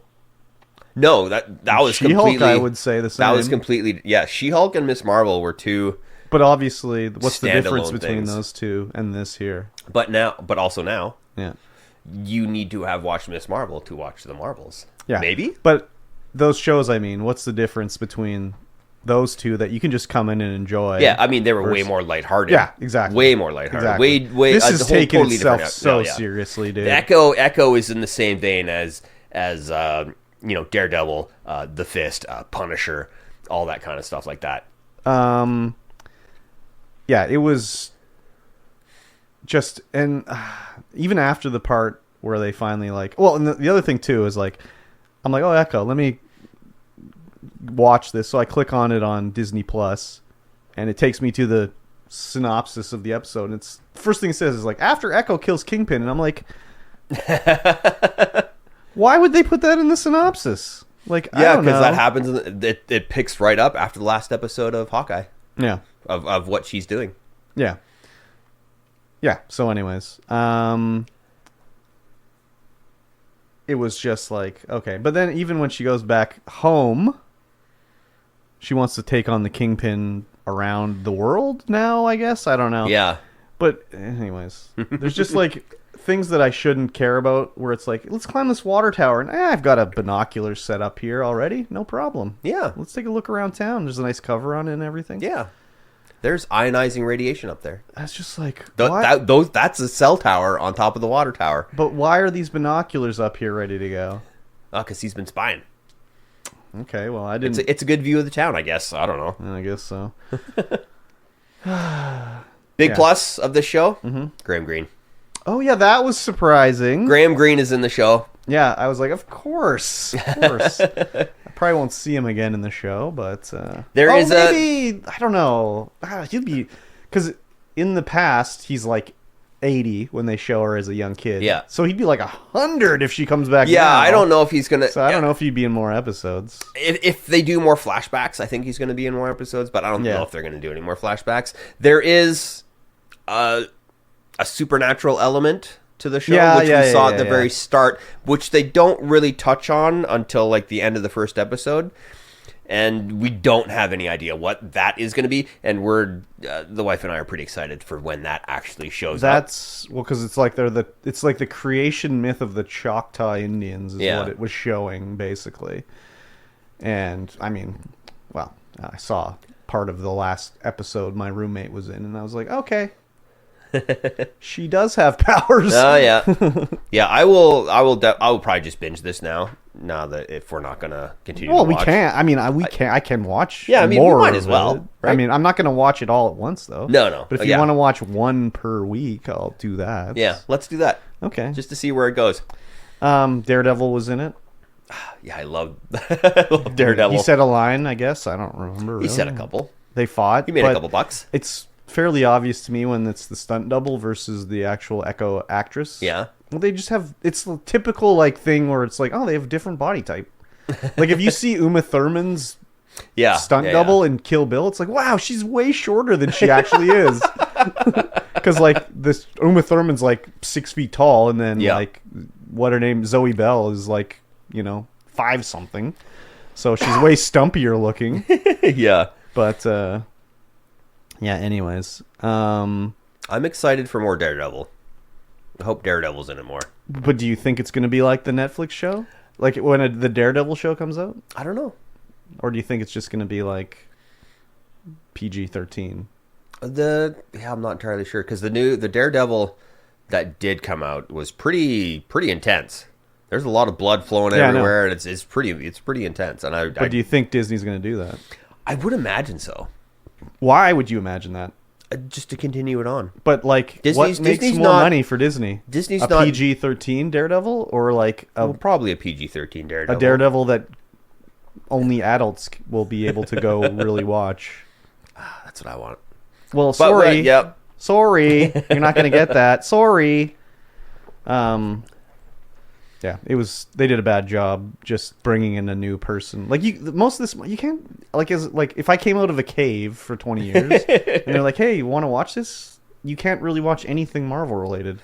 Not anymore, no. Because it'd be like, how did we get to this point? Like, here's flashbacks from 3 different shows. Even thankfully, they're not doing the origin stories for like Spider-Man anymore, right? But like, it's just like. Why is it's like the origin story's been done 3 times already. We don't need to do everyone it again. knows that now. We don't need to do it another time. But like Hawkeye, like okay, it was in Hawkeye, so everyone knew it was Hawkeye except me. Yeah. So why not just be like it was Hawkeye from the start? Well, Ronan was also in Endgame. Okay, but everyone knows he's Hawkeye except me. Yeah. So like Have you not watched Endgame before? No. Oh. No. Oh. Okay. The last Avengers movie I watched was like Ultron. Wow. But it's like, why did they leave it as a big reveal? I mean, I guess to me it was surprising, but it wasn't like, oh, it's Hawkeye. It was like, what? Hawkeye? So. Yeah, it's a weird choice that they're making now to just like, well, you got to be a Marvel fan and have watched everything. I don't think that's a good idea. But yeah. It is what it is, I guess. It's I like watching it because, I've watched all the Marvel. Yeah. Not all of it, mind you. Haven't watched, What haven't you watched? The stuff that takes place in Hell's Kitchen other than Daredevil. Oh, like the Defenders? Yeah, so like anything to do with the Defenders. And the other I watched a little bit Jones. of Jessica Jones, Iron the Fist. Iron Fist, yeah. All that kind Punisher. of stuff. I haven't watched that. Punisher, haven't watched it. Even though Punisher was my favorite anti-hero growing up. Yeah. I like what's his name that plays the Punisher. Yeah. Um, Started Cloak and Dagger. Don't know if I'll finish that. It's too much of a kid's show, I think, for me. I mean, it's great. It's well acted. The effects are great, but and the storyline's pretty good. But yeah, haven't watched any of that. There's a lot to get through. I'm sure I will start once I'm done rewatching every Marvel movie, which I'm pretty close to doing actually. Oh wow. I have the Eternals, the latest Spider-Man, and the new Doctor Strange to go. And then I think that's it. And then of course the Marvels, but I don't know when that's getting out into streaming. Oh yeah. Well, it's on. So then I can go back because I walk for half an hour on the treadmill, so that'll be a good time to get into those series like the Defenders, like Iron Fist, and all that. To just kind of like every day, just treadmill, watch an episode, go from there. Yeah. Well, hopefully it gets better. Yeah, I mean it should. You think and so? hopefully we get more Graham Greene. Do you think so? I can only hope so. Secret Invasion didn't get better. Well, yeah. Sure got did. worse, actually. I think after the first worse. episode, I was like, okay, all right, we'll see where this is going. And then it was just like, wow. Yep. Okay, that's cool. Yep. The only other thing I watched that you should watch, you motherfucker, is True Detective Season 4, Episode 1. Yeah? Yes. Gotta get Danae into it. Otherwise, I gotta watch it on the treadmill. She will be into it. It's like a detective show, but there's like... I mean, I've only watched Season 1 of True Detective, and I watched like the first couple episodes of Season 2, but it's not like... You don't have to watch they're different characters. Yeah. It's different, not like different timelines, different they're characters. standalone. Yeah. Different city, different everything. And it's like a detective show, but with extras. Yeah. And it's got Jodie Foster's in it. Oh, I like Jodie Foster. There you go. You should watch it. Episode 2 is going to be out tonight. It was just like, what's happening here? Oh, so it's not fully out yet? No, it's on HBO. Okay. HBO now? HBO I mean, Go? I guess so. I watched it on another website. Oh. But yeah. I'll see if I can find it to watch it. It was very good, and it was very much like, what the fuck is happening here? It's got a bit of a The Thing vibe to it. The Thing? Like with Kurt Russell. Yes, I know The Thing. Yeah, it's got a Thing-like vibe to it. Oh, interesting. Because it's in like a research station in the snow, Mm-hmm. but the research station's near a city, Yeah. so it's not that bad. Mm-hmm. But it's like, what the hell's going on over here, everybody? So yeah, you should watch it. I don't know how it's gonna go throughout the rest of the episodes. We'll see. Because season 1 was about like a serial killer, Mm-hmm. but it was told in the it was like a flashback because they Mm-hmm. were interviewing like Woody Harrelson and Matthew McConaughey Yep. as retired detectives about what this case was all about that they did 20 years ago, and then it would flash back to younger thems. Yeah. Where this one, it seems just to be as it unfurls. Yeah. So yeah, you should watch it. We did watch the first episode of, was it Welcome to Raccoon City? This is the Resident Evil series. Wait, no, that's a movie. Whatever the series is, The one with Lance Reddick. I don't know. Yeah. Atrocious, garbage, yeah. garbage, terrible, terrible, terrible. I watched the first episode too. Absolute trash. I watched the first Trash. episode. I'm like, okay, going forward and back through time. Great, just that's terrible, fine. terrible. And then the ending, I was like, okay, this is how the Don't T-virus even bother starts? watching Okay. anymore. Yeah, I was super Okay, stoked why for would that you one. do this? What is the security in this building? I What the was hell is stoked for happening? that show because the previews made it look very interesting. Yeah. And then I watched it and I was like, oh, this is just terrible. Just terrible. Lance Reddick, so I believe that's why he died.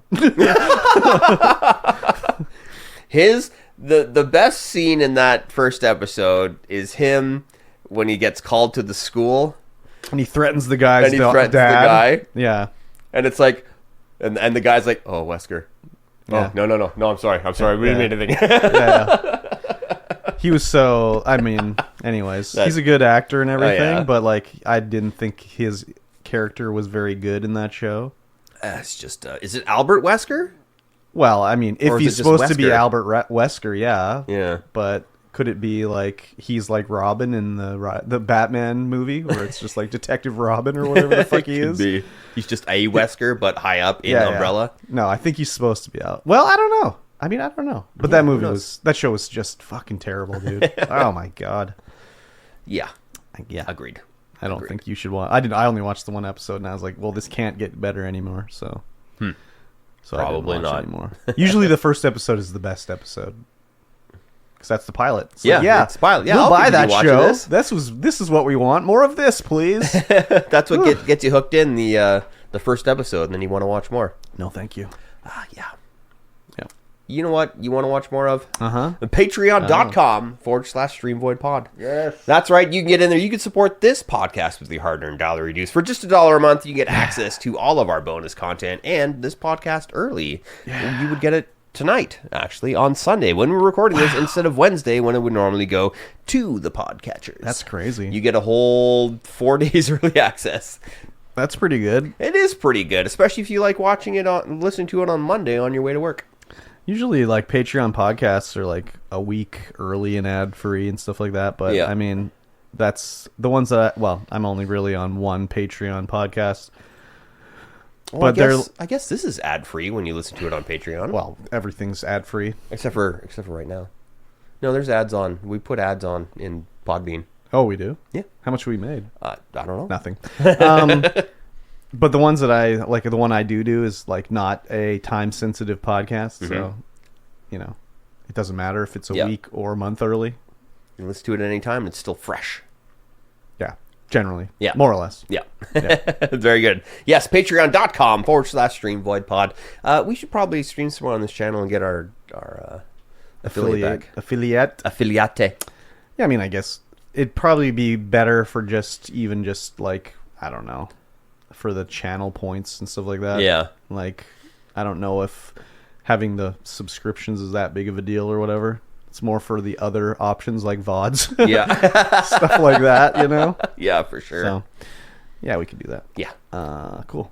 Well, let's talk about some news. Okay, but first, Oh? there's a new segment on the podcast I'm going to debut right now. Yeah, oh yeah. Yeah. It's the DSP update. Oh, DSP update. Yeah. I'm not gonna talk long about DSP, but it's just been wild in DSP land recently. Oh, very good. So you know how Mike Klum did the documentary about Boogie? Yep. The sad, depressing, dark life of Boogie or whatever it was. 3 million views on YouTube, whatever. He was gonna do one about DSP. And it was all set up to go. He's been working on it for a while. And he was like, this is going to be different than the Boogie one. It's going to be positive. Positive about how, like, I love my life and my wife and my streaming and all this, blah, blah, blah, blah, blah.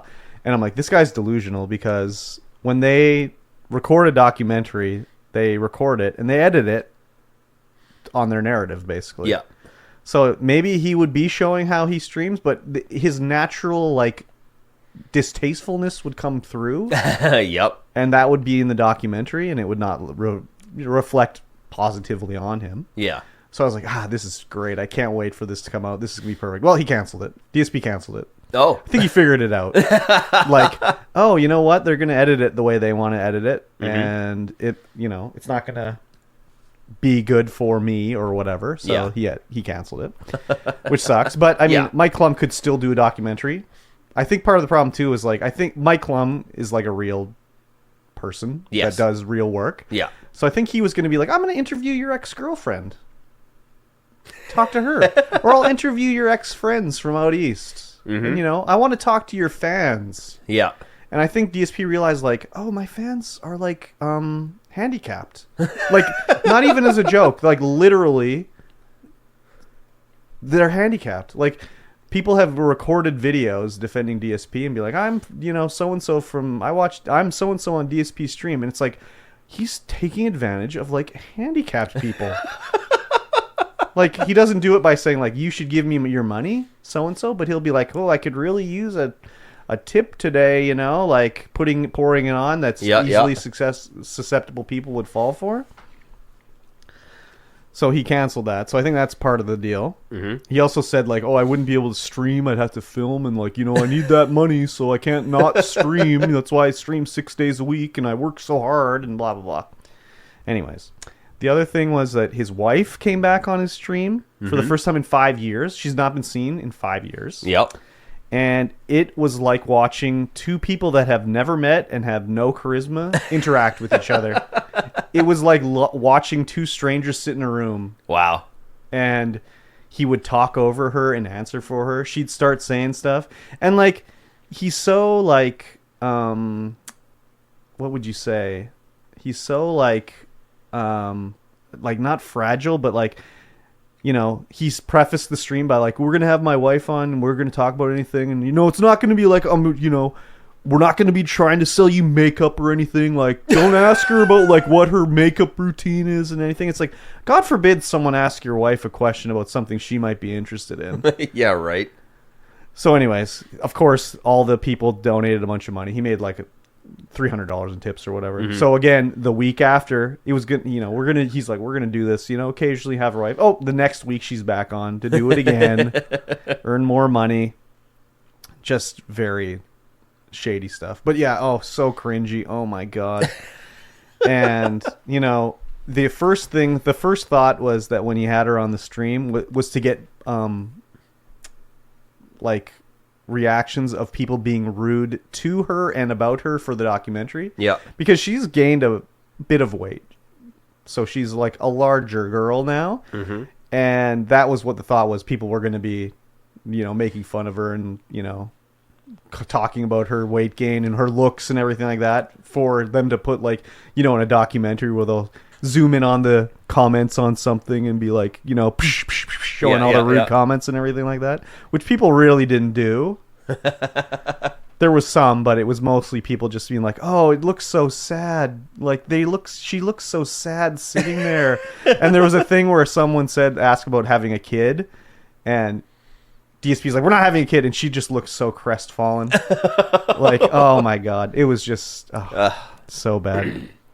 Anyways. She didn't know what she married into. No, she knew. That's also why I don't feel bad for her. Like, she watched DSP's videos beforehand and everything. She knew what she was getting into.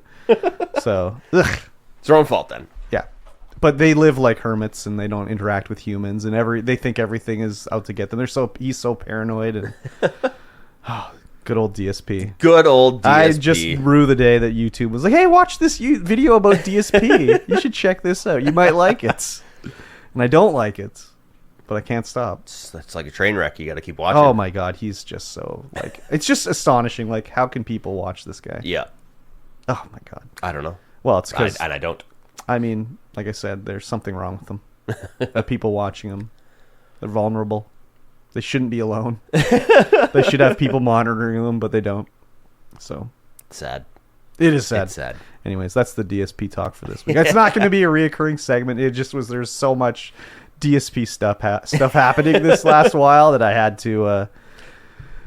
I had to talk about it. You know. Yeah, it is kind of disappointing that Mike Klum is not going to do a documentary on him because I really liked his Boogie one. I watched the entire thing. He can still do crazy. it. I mean, he just doesn't have. It doesn't have to be like official documentary. You know. Yeah. It can be like a unofficial thing. Yeah. But then DSP will just say it's all fake and Yeah. you know, fake. he's out to make money on me and blah blah blah blah blah. Yeah. So whatever. Yes. There you go. Like a Dragon, Yep. Infinite Wealth, New Game Plus is seemingly paywalled.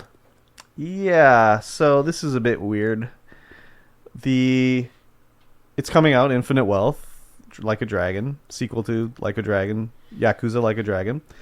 And on their little breakdown of the Digital collector's editions. about the different ways you can get the game, it shows you you get the whatever, I don't know what they're called, the Master Vacation Bundle and the Assorted Outfit Bundle, blah blah blah blah blah. They cost different dollar values, obviously, because they want to sell you the game. Get the collector's edition, it costs $200, and you get some other bullshit or whatever. The listing says on it that if you want to get the New Game Plus mode and more, you need to get the Deluxe or Ultimate Edition, not the Standard Edition. So I'm like, is that actually what it is? They contacted Sega, and their Sega person told them, yes, I can confirm that you have to get Digital Deluxe or the Deluxe Edition to get New Game Plus. Yeah. But what did they do to get this information? Did they just look at their little chart they have here that says New Game Plus is in the Deluxe Edition and higher? Mm-hmm. It almost looks to me like they sort of copied and pasted the information into the different, their little chart, you know? Yeah, yeah. And they just forgot. Because I can't imagine New Game Plus would be not in the Standard Edition. Seems kind of weird. Normally, New Game Plus would be in a Standard Edition. I mean, can see them playing Master Game, maybe something like that. Not New Game Plus. Yeah, all the other Yakuzas, that I've played and beaten, which is one, has New Game Plus as part of it. Yeah. Which just lets you replay through, but you keep all your shit, basically money and whatever items, blah blah blah, and you can start over, and it's easier because you have all the stuff and you can just play through it nice and quick. It would be very weird if it was not available in Standard Edition, but I guess it's not out of the realm of possibility that it would be that way. Yeah. I'm still buying this game. I'm not going to buy the Deluxe Edition, though. I'll be getting the Standard Edition. Yes. Because I don't even know if I'd ever play New Game Plus. It's a lot of gameplay. Yeah, that's the thing, is there's so much effing gameplay as it is. Yeah. That do I need to play through it again? I don't know. There's also 6 other Yakuza games that I could play through before, or 7. Oh, yeah. Yeah, you still got a lot of content to get through. 6 other ones to play through. Plus, Yakuza Dead Souls and the Judgment games. There's enough games out there that I don't know if I need to, play a New Game Plus of it. Yeah. So, hopefully it's just a typo, basically. Because I would think their little Sega, representative probably, doesn't know what's exactly going on. Hopefully it's just a miscommunication with their advertising. Yeah, probably is. I mean, it seems really weird, but I'm trying to think if there's been any games where the New Game Plus was something you had to pay for. I don't know. Maybe in Legend of Zelda Breath of the Wild, it might have been part of the DLC, but I can't remember if that was. No, maybe not. I might be thinking of Master Quest or something like that. The harder version was DLC. Yeah. I mean, getting a full game out there and then adding an extra level of difficulty later as a paid DLC, I think that's fine. If they didn't announce this New Game Plus at the start, if it was you get all this stuff and then there's a DLC that gives you New Game Plus or a harder difficulty, I think that's fine. I mean, there's not much extra work to make a New Game Plus. No. It's not like they have to tweak anything. All they have to do is be like, yeah, you get your items into the game again. Yeah. So it doesn't seem like something that should be charged for to me, honestly. Probably not. Oh, well. The Yakuza stuff, DLCs go on sale usually for pretty cheap. Like, I bought, for Like a Dragon, they had the business pack and the... What else did I buy? Oh, a job pack, additional jobs. Ooh, additional jobs. For Ichiban. The Butcher, the Baker, and the Candlestick Maker. No, it was actually the Devil Rocker. So Ichiban looks like he's a member of KISS. Oh. They were on sale for like 75% off, so it was like $2 for these DLCs. Cheap as frig. I bought those. So it's not like I'd have to... And who knows? By the time I want to do New Game Plus, it'll probably be on sale too. Yeah. So... Not that bad, I guess. The one weird thing about Like a Dragon is that you can play slots in that game, but you have to download them. What? Yeah, so you can go to the slot parlor. The slot parlor? The slot parlor, and you can choose your slot machine, your whatever, pachinko. And it's like, I want to play this. Pachinko? But then it's like, you have to go to the store and download it. So I'm wondering if they did that as a separate DLC to change their game rating or something like that. Yeah, maybe. But you can play pachinko? Well, they call it... I haven't actually played it yet. They called it patchy slots. So I don't know if it's pachinko or slots or whatever. Maybe it's both. But I downloaded them, but I never tried them yet. So I think it's just slots. Probably. But one of them was like a Fist of the North Star slot machine. Ooh. Yeah, so... Anime slots. Yeah, basically. Anyways, yes. I'm going to be getting this game, and I'll keep you updated. Yes, do it. Yeah. Dan Clancy. Does that name ring a bell? No. Should it? It should. He's the CEO of Twitch. Oh, he's the new the new hotness. And he has gone on record to give you the best way for new streamers to grow on Twitch. Okay. And that is? I don't know. I didn't watch it. Okay. It's basically to collab with other people. Okay. Is that it? Yeah. I did watch it then. Yeah. Yeah, that's the only thing. I briefly browsed the article. I was like, collab on Twitch. So it's do a collab. So, yes, collabing will, bring new people to your channel and yes. whatever, blah, blah, blah. But it's not even just collabing on Twitch. It's actually, like, interacting with Twitch. Yes. And, like, being on the platform. Because there's lots of people that I've seen been rated by, maybe not rated by, but rated, who, I'll rate and follow, and then I'll look back, and it's like, why is this guy only ever have one person watching him? Mm-hmm. And it's because they go live on Twitch, they stream, they turn off the stream, and they come back the next time they stream. Yes. And it's like, yeah, like, it's possible to organically, like, have people find your channel and watch you on the platform. But if all you're doing is just hitting the go live button, looking at your chat, and then leaving the platform, like, that's a very almost impossible hill to climb, I think. It is incredibly impossible to do a climb like that. I've seen people who have been streaming forever. Yep. They only have one viewer still. Yep. And I've never seen them in anyone else's chat. Yeah. I mean, fine and dandy. If that's what they want to do, maybe that's all they care about. Yeah, maybe that's all they care about. But you're never going to grow like that. No. There's a lot of delusion on Twitch, I gotta say. Yes. So much delusion. Yeah. I mean, I'm delusional too, but... No, maybe I'm not. I don't know. I'm not delusional. I know what's happening. I know what's going on. Like, yeah, when I do too. When I had my 1010 stream, like, anyone else would have been, that's a subathon. And if it gets, every sub will give it an extra 2 minutes of stream. Yeah. Okay, maybe I get 10 subs, an extra 20 minutes. Like, okay. Yeah. That's not going to do it. So I'm just like, I'll just do it. I'll go for 2 weeks. Yeah. Whatever. Yeah, who if cares? I get subs, that's cool. But I know that I'm not going to be sitting there for Ludwig-like hours. Yeah, you're not going to be there for months because you're not going to get that many subs. But there's been lots of times I've seen people who will be like, I'm doing a subathon, and every sub will add 5 minutes. It's like, dude, you get 13 people watching you. Yeah. Like, your stream is going to last like an hour. Yeah, and you have to be big in order to do some of these things realistic. that people do. If you're going to do it, be realistic. Mm-hmm. Don't say a sub adds 4 minutes. Say it adds an hour. Yeah. Like, let's be real here, anyways. Yeah. But I think at that point they're worried that, some big streamer's going to come in and just be like, here's all my people, That's everyone fine. sub. That's fine. Let's I could screw go. this I guy. could go for a year long then. Yeah. Like whatever. Do it the Ludwig style where you sleep. Or you just say, sorry, there's a hard cap of 2 weeks. Like whatever. Yeah, for sure. Anyways.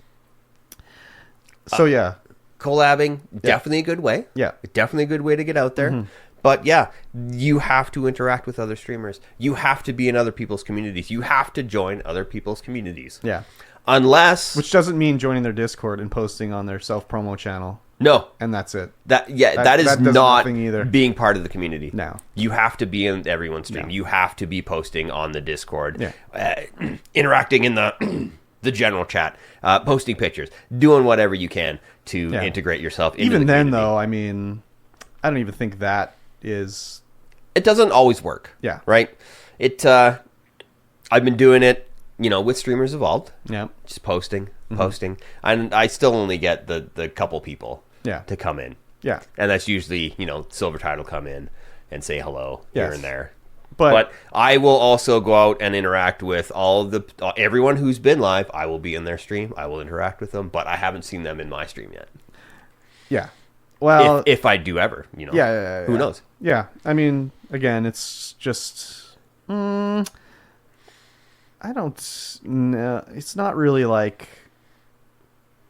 I don't want to say it's like... They're not being like... it's not laziness or like whatever. It's just like... whatever. I'll do my thing. People come through, whatever. Yeah, and that's a perfectly reasonable way to stream on Twitch. Yeah, for sure. It's like if you're not concerned about growth, if you just want to play video games and someone live and have someone to interact with here and there, that's fine if that's all you want to do. Yeah, but it's just the delusional ones. Yeah. That'll be like, wow.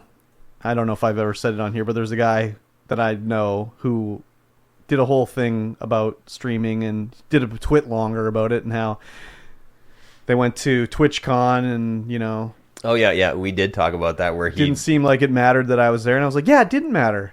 Like, what did you think was going to happen? Like, if I was to go to TwitchCon, I'd be like, well, I know people that I know are going to be there. Not just randomly hope someone I'm going to run into is going to be like, hey, I know you. Yep. It's like, no, I don't think you do. I don't think so. I don't think so. Yeah. Like, I know where I am on Twitch. Yeah. I'm not expecting huge growth. It would be nice to break 1,000 followers at some point because I've been this close for so long. But it doesn't really matter, But, dude, like, if you wanted 1,000 followers, you could do that. It's just...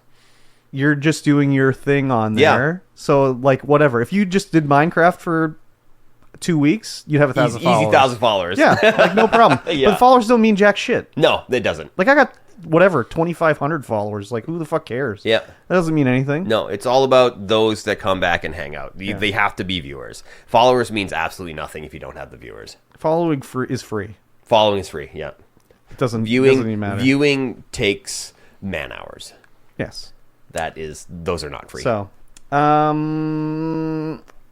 do I do enough collaborations on Twitch right now? No, I don't. No.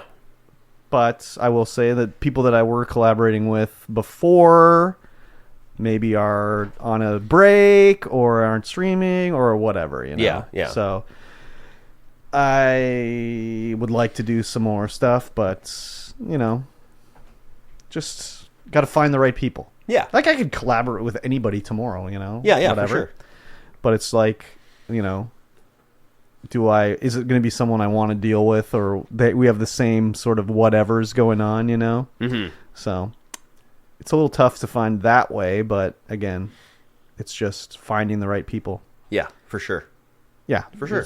A lot of people anyways, I wouldn't want to deal with doing something with them. But, that's the thing, though, is like the big ones, it'll be like, well, I just got to, as a stepping stone. Yeah. I got to use someone to get the step up. Yeah. And if 1% of their viewers come and hang out with you, that's a win. If 0.5% of their viewers come out and hang out with you, that is a win. That's also part of my trouble with this is, like, I don't have that thing, like, I'm going to step over other people to get a leg up. Like, I could see the projection of doing it. it's like, okay, you collaborate with this person, but when you get to a certain point, leave them in the dust, move on to the next one, you know? Yeah. Which is not really the way I operate. No, me neither. So, Me neither. jeez Louise, we raised with morals and whatnot. What? It's holding us back, That's dude. weird, dude. It's holding us back. Damn it. And there's a lot of other stuff you can do to increase your viewerage. I mean, we know we have a guy who did that. We know a guy who just used TikTok to grow on Twitch. Yeah. And he grew like a huge amount. Yeah. Within a very short amount of time. Yeah, exactly. He started posting on TikTok, did the good edits, did the good things, and now suddenly he's a partner on Twitch. Like that. Which is fine for now, but like that's the thing is he's playing a very niche game that tomorrow could be done.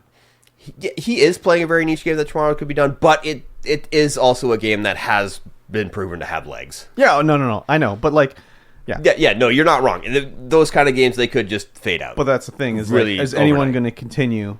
Like, if he was to do something else tomorrow on Twitch, I mean, he doesn't just do that game. He does stream some other games, and yeah, his viewership is not the same. No, but it's still over the partnership value. Yeah, which is good. Yeah. Because I mean, he does have a good personality. He's very friendly. He's very chill. He's very calm. Yeah, which is it's not me.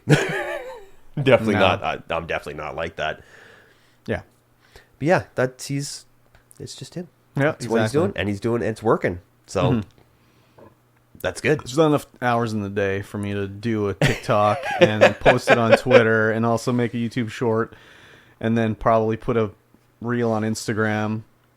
No, if I had somebody in my chat hitting the button, mark this is a good clip. Yeah. Then easy, I could do it. But if I got to go back or mark it myself where I'm not, I'm in the moment of the game and in the moment of the stream, I'm not thinking about hitting the button that marks the stream. Well, or I think something, or I don't, I don't find it as clever as other people found it. So I need those people to be like, yes. That's was my thing too. Yeah. And then beautiful. I could do it. Yeah. I mean, I've said it a million times. Like, obviously it's possible to do it. Yeah. Obviously Feldy did it for me. Yes. So did very well. Yeah, it's definitely possible. It's just the time to do it. And also, like, with Feldy, it was also like, whoa, okay, that's what he chose? Okay.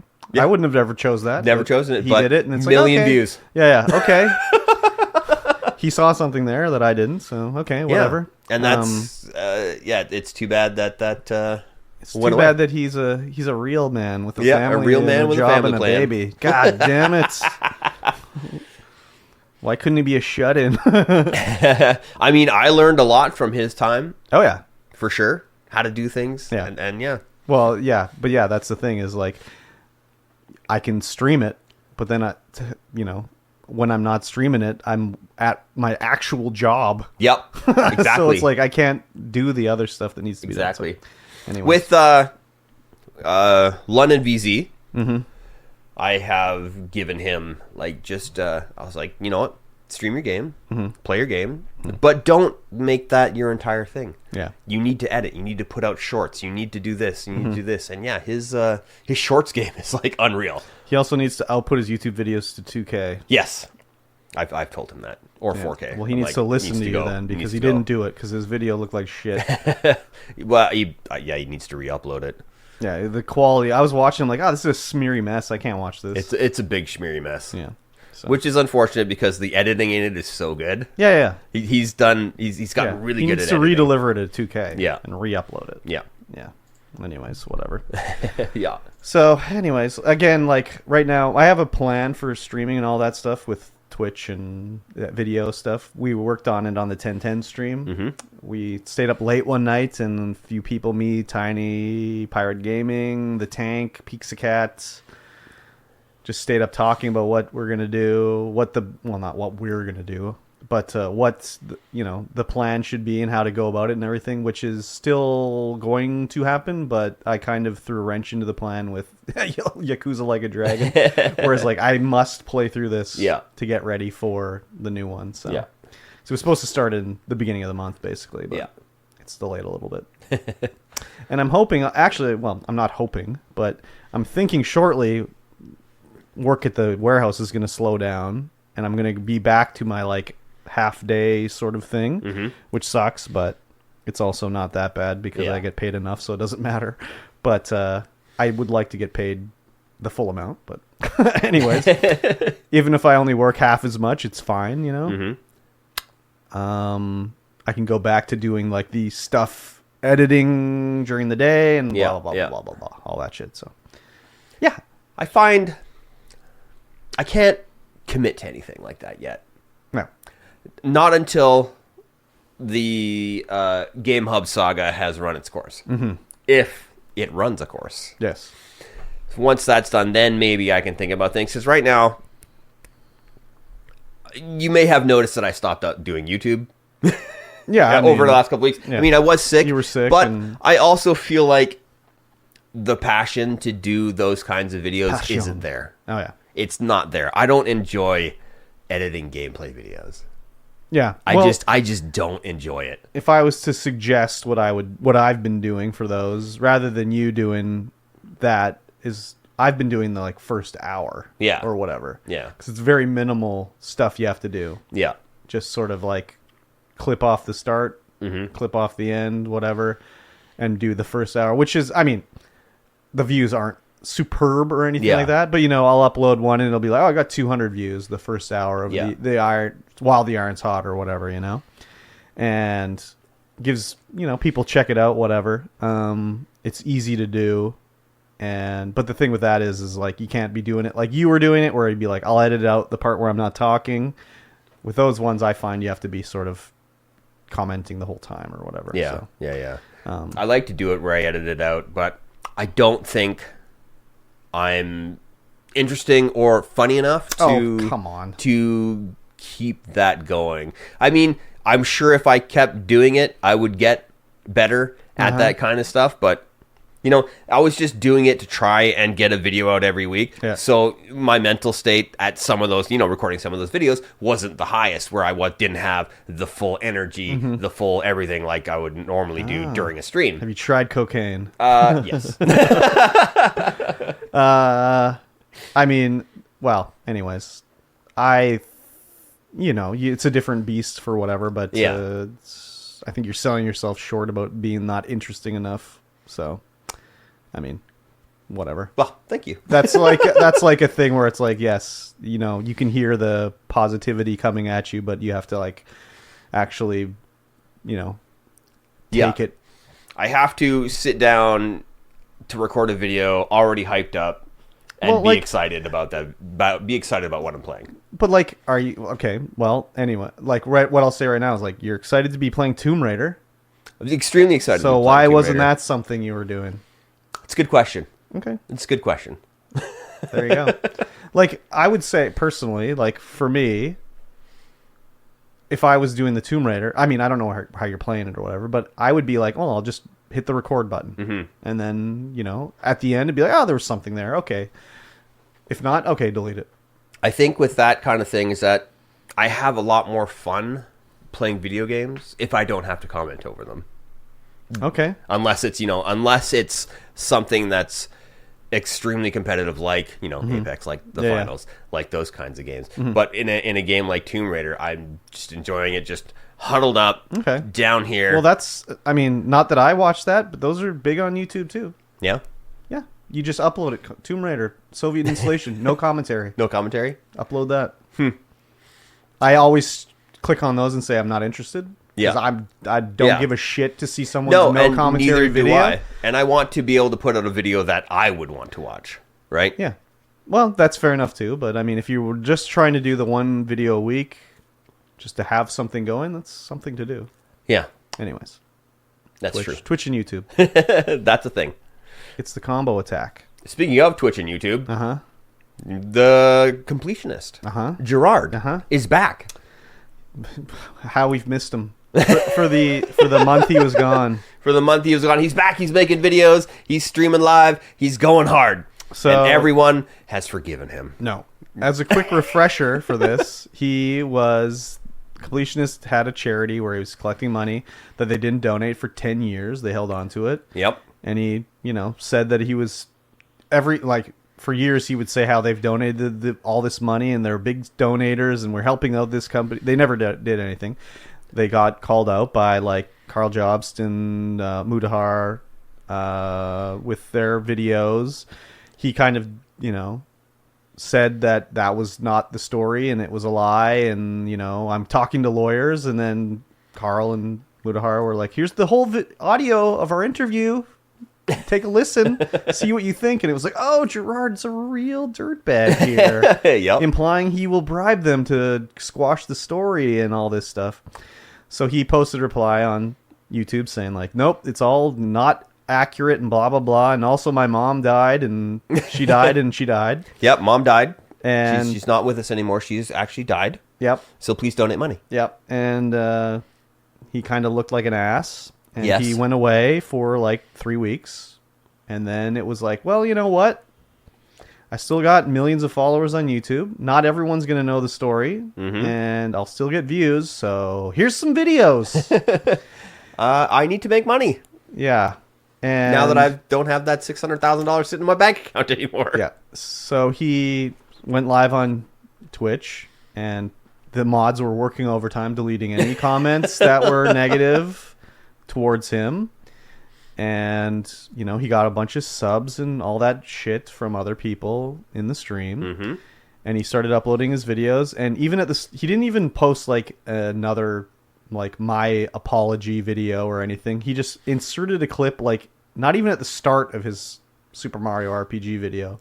It's like 40 seconds in. Yeah. Where he says like, there's been some talk about me recently, and I know I've lost your trust a little bit, and I'm going to take all the time that's needed to earn your trust back, and blah, blah, blah, blah, blah. Just a bunch of malarkey, basically, not really talking about it and not saying what the problem was. No, just bury that stuff. Oh, basically, yeah. Keep it going like nothing ever happened. And it's like literally 15 seconds, he says, and that's it. That's all we're ever going to hear about it, basically. Yep. And when he first uploaded the video, I don't know if what he thought, like, I forgot to turn off commenting. Or I forgot to turn on comment moderation. But they were all just, like, charity scam, blah, blah, blah, blah, blah. And it's obvious now he has someone, obviously not him, because I don't think he does anything except voiceover these videos. Yeah. I do not believe that this guy has beat a video game in a long time. I believe he has. You do? You think he plays through all these games? Not all of them. Okay. I think he's beat a video game before, though. Oh, in the past? Like, yeah, okay, I do too. But I don't think he's doing the completionist thing. Like, video when recording... he first started, probably. Yes. But now he has other people playing the games, recording the video, editing, and writing, and all he does is record a voiceover. Yeah. Because, I mean, how did you beat this video game and then the next day beat this video game and then, a week later beat this video game? Like, there's no way. So, he has people working for him. Like, he needs money, obviously, to pay these people. I mean, he could just fire everybody. Like, I'm sure if he just stopped YouTubing today, I'm sure he's fine. Yeah. Like, just lay him all well, off. Then again, maybe he blew all his money. I don't fucking know. Like, all I can think about it would be from my perspective, where it would be like, I'd have a nice nest egg. Yeah. That if tomorrow I was like, I'm done with YouTube. I'm done. Yep. That's fine. Yep. Doesn't work. Doesn't matter anymore, He definitely didn't blow all his money donating it to, a charity. So, yeah, he has these videos. Obviously, YouTube got rid of the dislike count on the video because advertisers don't like to see when they upload a video that it has 1 million downvotes on it. But you can still see the downvotes because it's in the YouTube API. So if you have like the plugin, it'll show it.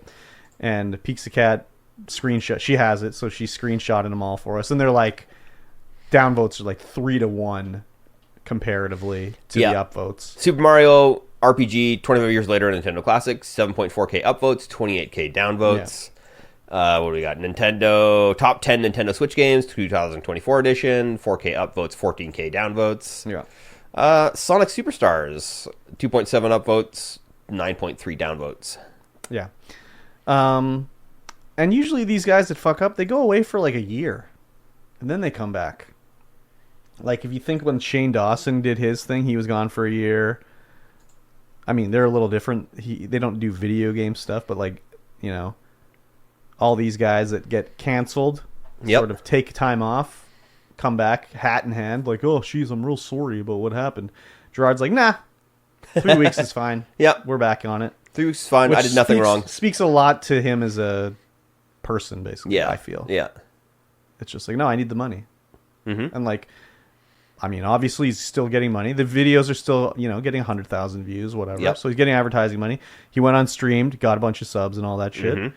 So it's fine. He's still making money. I don't know if he's thinking like, maybe I'll have a big fine from the FCC or something that I need to pay. I better save up some money Yep. for my charity scam I was running there. And I mean, charity scam, technically, yes, it was, because part of the thing is charity scam is to like use saying you're donating money to get more donations. Yeah. Which he didn't donate any money, so it is technically a charity scam. Mm-hmm. But the money was donated, which is good. Yep. But the only reason it was donated is because he's called out. Yeah. So, yeah, it's pretty fucked up. He's just living off the insurance. Or not the insurance, the interest? Interest, yeah. Yeah, that's the other thing. Where was the money? Was it in his personal bank account? Like, I mean, I would hope not. Yeah. But who knows, No, right? it would have been in the charity's bank account. Yeah. Otherwise, it would have looked way fishier. But again, like, it's a charity. Was he taking a salary off of that? Like, because he's a board member? Who knows? Yeah. Who knows? Yeah. Probably. Well, they never released any financial documents about it. Nope. So there's no way to see, but I would assume he probably was taking a salary off of it. Yeah, it could be. That's like a classic way to get money from your charity. Yeah, that's Just a classic ask Donald maneuver. Trump. He did it. Yeah. I mean, even if I was like just a person watching his video and I didn't know anything about him, like the videos are not interesting to me, really. No, me neither. Yeah. So. Yep. I don't know. I mean, I guess he's not getting punished. He just continues on. Yeah, just continues on like nothing's wrong. Let's go. He really needs to like groom his beard though. Yeah? Is it looking scraggly? Scraggly as all hell? It's like it's split. Like it's like this, which I don't like when the beard is split down the middle. Like it's too long. Like just get him to trim it up. Yeah. It just looks bad. Like I'm a beard connoisseur a bit. My beard's a little like big right now because I haven't had a haircut in since November or something like that. And I get my beard taken care of then. Oh, yeah. This one shot, it's all just uneven Yeah. and scraggly. It's like, just trim it up a little. Get some beard oil in there. Just make do it nice. something. Yeah. Yeah. So, anyways, I guess I shouldn't comment about his appearance, but I got a beard too, so I'm allowed to. Yep. Anyways, we'll watch the Jirard is back show and see what, if anything, happens. Yeah. Like, will Twitch come through and demonetize him or something like that? I don't think so. I mean, I think it all depends on if there's anything maybe from...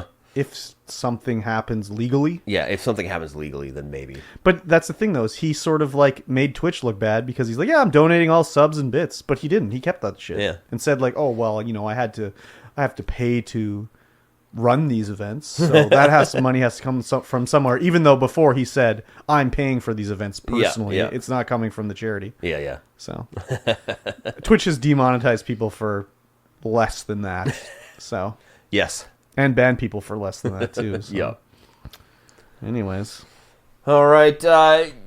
Some of you out there may be wondering why we're not currently talking about Billy Mitchell and Carl Jobs. Yep. Because there's a lot of stuff that happened, but we were going to save that until next week because Carl put out an hour and a half long video this morning that we haven't watched yet, and so I think we need to watch a little bit of that at least, or get the Cole's notes to really talk about what is going on with the Mitchells. A quick thing, Billy Mitchell. So this video Carl did is a response to a lawyer that talked about Jirard. Mm-hmm. No, Billy Mitchell. Billy Mitchell, yeah.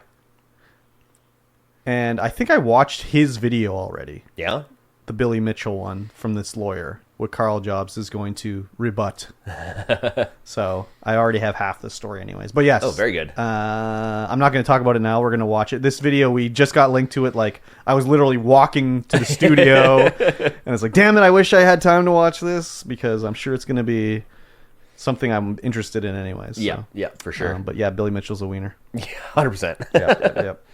All right, lastly, not a lot of news this week, but we will talk about Palworld. Yeah. So literally everyone is playing Palworld. Like it came out, it's in beta still, and everyone is playing it. And it is essentially a 3D roaming Pokemon game, but not Pokemon because they're Pal. I don't know enough about it. I don't know what they're called.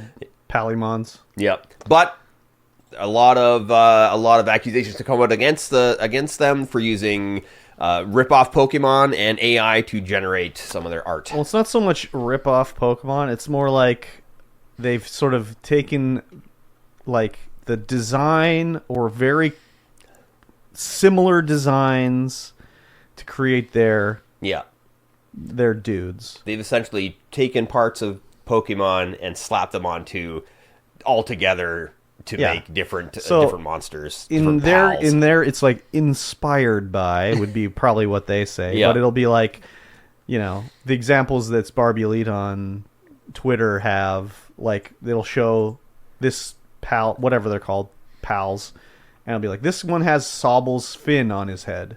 And it's like, okay, there's a fin on this thing's head. Yeah. But it's like literally the exact design of this fin. Yeah, the exact colors, the exact dimensions. Well, not necessarily the colors. There's a lot of them that are recolored, but it's like the design is like... The Sobble's fin is pretty much the exact color. Well, Sobble's blue, though, but yeah, maybe the yellow of the fin. The yellow of the fin is almost the same. But it's like they took the Sobble's fin and stuck it on this other I keep calling them Pokemon, but they're called Palymon. And like, okay, Mikey T said, you can't really... We talked about it a bit before the show. Like, this one has Meowth's face on it. And he's like, well, you can't really, trademark jagged teeth and... In a smile. In a smile, right? Yeah. And it's like, okay, yeah. It's... as I said, it's like, they could just say, it's based off the Cheshire Cat.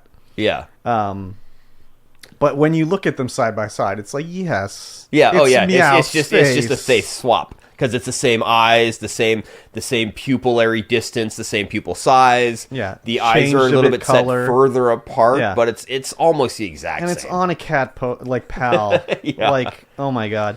But there's other ones too where it was like the one is like using the exact model of Sir Viper, just change color and added like other flourishes, like it has like a ribbon on it and stuff like that. Yeah.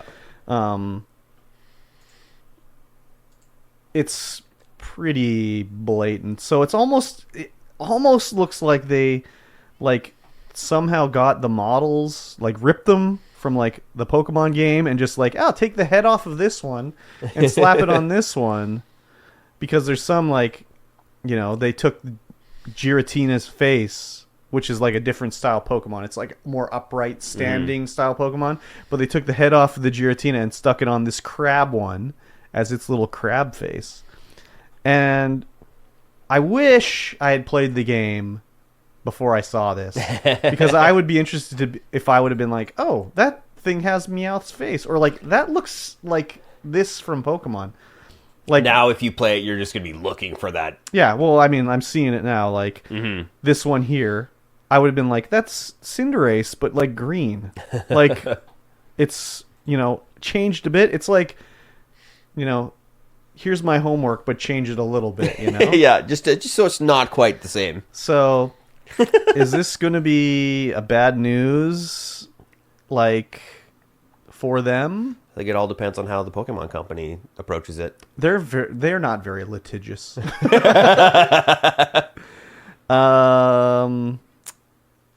There was a game a few years ago that came out that had all these lifted assets from Skyrim in it. Yeah?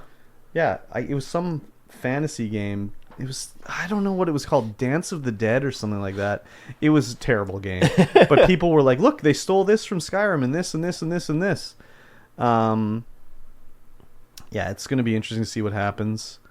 I probably will be trying this game out this week, I think. Mm-hmm.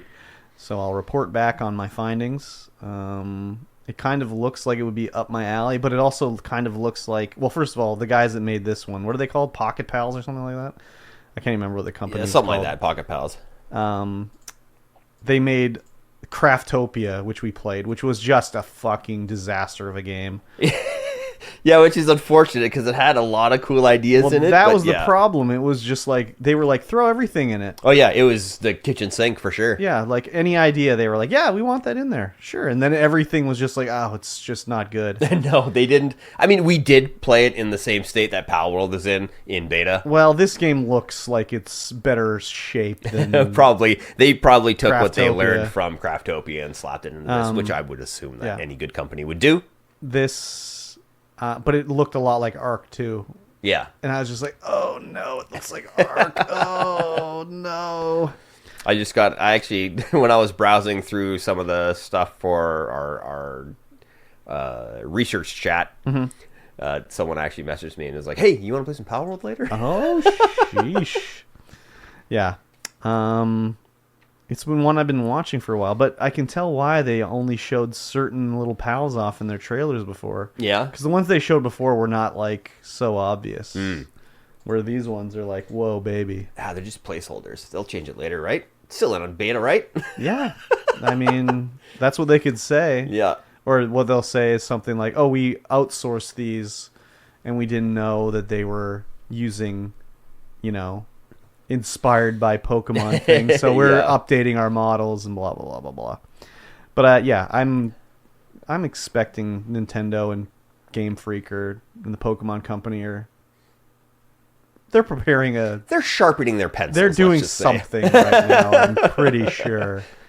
So they're sharpening their pencils. They're getting their making sure their I's and T's are dotted. I really wish I would have played it just so I could have seen it with my own eyes before I see this, because now that I've seen it, it's like, whoa, yeah, okay, I see what they're talking about here. Yeah. Even though you were poo-pooing it earlier. Well, sometimes you gotta poo-poo it before the show. Just to rile me up? Yeah. Okay, well, it worked. You know me. It worked. I was fully riled. I like to devil's advocate. Yeah, but I mean, sometimes I'm like, really? This is what you're going to devil's advocate? Really? So, yeah, Palworld. It's a thing. I think I'll check it out next week. Ladies and gentlemen, Game Club. Plamic Club. Each week, we play a video game, and we play a chapter or a segment or a timed interval of that video game, and then we talk about it. It's just like a book club, but it's a game club. Well, not so much like a book club because you read the entire book and then you talk about it. We just do a chapter of a game, and then we talk about it.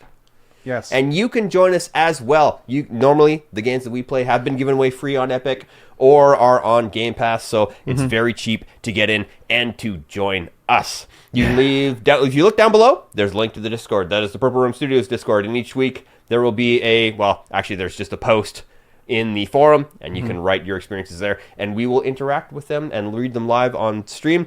And if you want to join us live, it's twitch.tv/StreamVoidPod. You can get in here live, and we will chat with you in the chat, as we go through your experiences with the game and talk about our experiences with the game. And of course, this week, we are continuing on with Rise of the Tomb Raider.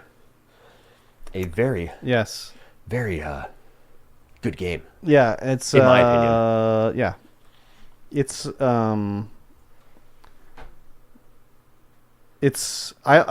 this is the third one of the three. Is it the third one? I thought it was the first one. No, the first one was Tomb Raider. The second one was Shadow of the Tomb Raider, and then the prequel, Rise of the Tomb Raider. Okay. So this is the very end of the good stuff. Well, it's the end of the series. It's the end of the series, so it's got the most start of the story, basically. Yeah. Okay, hang on. Before we start into the main section, the main chapter of the story, do we want to talk about the Croft Manor DLC? Oh, okay, we can talk about that. So I played it a long time ago. Yeah, so. And I played it just yesterday. Yeah. And essentially what it is that you're in Croft Manor. It's decrepit, like absolutely just destroyed. There's trees have been blown through windows. The atrium is leaking. Everything is going terribly. And essentially, there is a character. Of course, there's Lord Croft, who is Laura's father, and then Maya Croft. Miria? Anna? No. Like you're talking about her stepmom? No, her actual mom. Oh, okay. Is it Maya? I can't remember. Miria? Something like that. Mrs. Croft. Mrs. Croft. Yep. of course. And then there is Winston the butler. Yep. And Atlas, who is Maya's brother.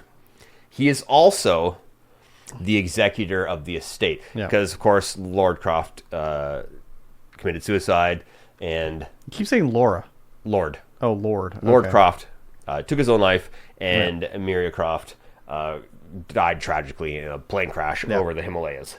And he's like, no, I have the house. You got to vacate unless you can prove otherwise. Because the Maya's body was never recovered. Yeah. He and there's no will. Yeah. He is the executive of the state, and he is going to take the house. Yeah. Because Laura, of course, has followed her father's footsteps in trying to find this elixir of immortality and eternal life and all this kind of stuff. And this whole segment is leading up to the start of the game, the start of the actual game. Yeah. And so we get to learn a lot of backstory about why Lord Croft is doing these things and everything that has happened. Yes. Which is fantastic. There are 50-something documents to find and, 50-something artifacts to find. And it goes through Laura's life from Inception, before Inception, and all the stuff that they kind of did throughout her life. Yeah. And you essentially just explore the manor as it is. There are very few puzzles. There is no parkouring. There's no climbing. There's no nothing like that. Well, I mean, you climb ladders. Yeah. You can jump off the balconies. Yeah. But yeah, there's no running, no combat, no nothing. No. And you essentially go through Croft Manor trying to find out how you're going to be able to keep the manor, if there's a will or whatever. So you have to. Your first challenge is to get into the safe that's in Lord Croft's office. Yes. And so you have to do all this exploring and try and find all these notes. And it's essentially the code combination is you find a note where it's don't forget the code combination. It's this number, this number, this number, but it doesn't tell you the numbers. Of course, it's it's our anniversary or what my birth month was and whatever. Yeah. Yeah. So you go through, you find all that in all these hidden things. And then there's another one you have to do too. Yeah. But you find plans for the house, like renovation plans. Yeah. And you eventually find a renovation plan to show, because there's all these secret passages and servants' quarter passages. It's all been super secretly built. Yep. And a lot of the house is inaccessible because I don't have the key for this. Yeah. Or whatever, to keep you from just walking. Yeah. They want you to start, because if you did walk through it, you would find all the other stuff where it's they want you to start before and go in chronological order so you can find all the documents leading up to Laura's birth and then after. Yeah. Yeah, but the whole thing is that Laura's mom's body is there in the house. Yeah. In there's a mausoleum underneath the house, which somehow he managed to secretly put her body in there and bury it. Yeah. There's and this mausoleum, it's not a small mausoleum, it's big. All the other Crofts are buried there. Every Croft has a bust in the house. Everyone's super posh and whatever, and they're all buried in this mausoleum. And there's a huge angel statue and a huge tomb for Miriam Maya, whatever her name is. Yeah. And we find the information in the will, blah blah blah. We don't have to leave the house, and we can tell our uncle basically to fuck off. Yeah. Who's being a super doucher anyways. Yeah, he's definitely a super doucher in all of the audio logs. It's no one's happy that Lord Croft, Richard, and Miria Maya, whatever her name is, are getting married. Yeah. Because he's a bit of a fanatic. Yeah. A bit of a guy. Well, and now he's trying to find the eternal source, because the implication is I can bring my wife back to life, obviously, if I have that. So I got to find it. So that's kind of where it leads to Laura to go, be well, my dad was looking for it. Obviously, he's crazy. The implication is that he killed himself, but Yes. I don't think he probably did. I don't know, but Probably not. Could have been the guys. the Trinity guys. Yeah, that Trinity. The main thing. The main story, sorry. Yeah, it was an interesting DLC for sure. Yeah. Yeah, it was mostly, just wandering around the house. Yep. There were Fairly some easy cool puzzles. scenes, though, Oh, yeah, for sure. you know? I like that they had built that whole, like, underneath the house, there's, like, these... It's like a unfinished, just catacomb-style area to, access the pipes and whatnot. But, man, there's a lot... There's way too many pipes down there. Like, Oh, yeah. what are these all for? Well, they left the old lead pipes in there. Yeah, oh, yeah, They that's didn't true. take them out, left them in there. And apparently for one of Laura's birthdays, they had made a whole expedition down there, and it was still all set out. There were like little booby traps and stuff like that you went through, Yeah, it's cute. and got to see everything. Yeah, it was super nice. Yeah. I really enjoyed that. Definitely shows how Laura was inspired to follow in her dad's footsteps anyways. So. Yeah, definitely. Did you find everything? No, I don't think so. I missed 3 relics, and I went back and I was looking for them. I did all this last night. Yeah. And I just couldn't find these 3 damn relics. I don't think I found everything. I wasn't really looking either, so. Yeah. I mean, I was looking, but I wasn't like, oh, maybe let me, go back and see. But I don't know how many I missed or whatever. I know. I missed 3. I'm this game has got me hooked to 100% everything. Yeah, I noticed.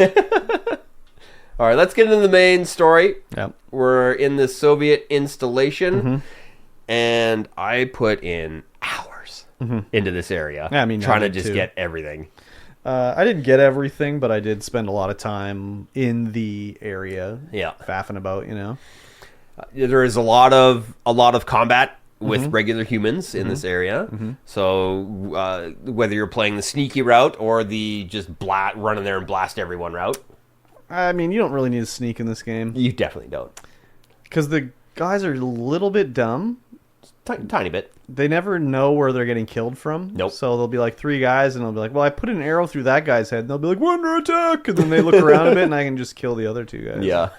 While they stand around looking for where they got shot at from. I wasn't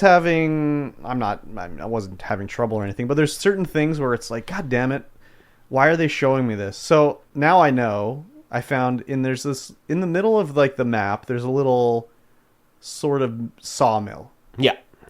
And if you use your little detective sense, it'll show you there's a hanging platform with an item on it and a hanging bag. Yeah.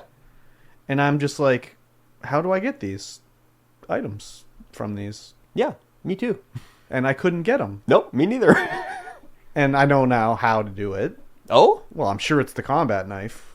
You'll cut Oh, the yeah, rope probably. to fall down. But it's like, I don't have the ability to do that, so why even show me in Detective Vision that that's something I can get? I think it's because, like, oh, well, I can get that, but not now. But, remember, it's there. The implication is, oh, you can get it. So I'm like shooting, like, oh, there's a little, block and tackle. Let me shoot that. No, that's not it. Oh, can I jump on it? No, I can't do that. Okay, what if I climb up above it? No, I can't do that. What if I do this? No, that doesn't work. And it's just like, oh my fucking God. And then it's like, okay, there's a little closed room.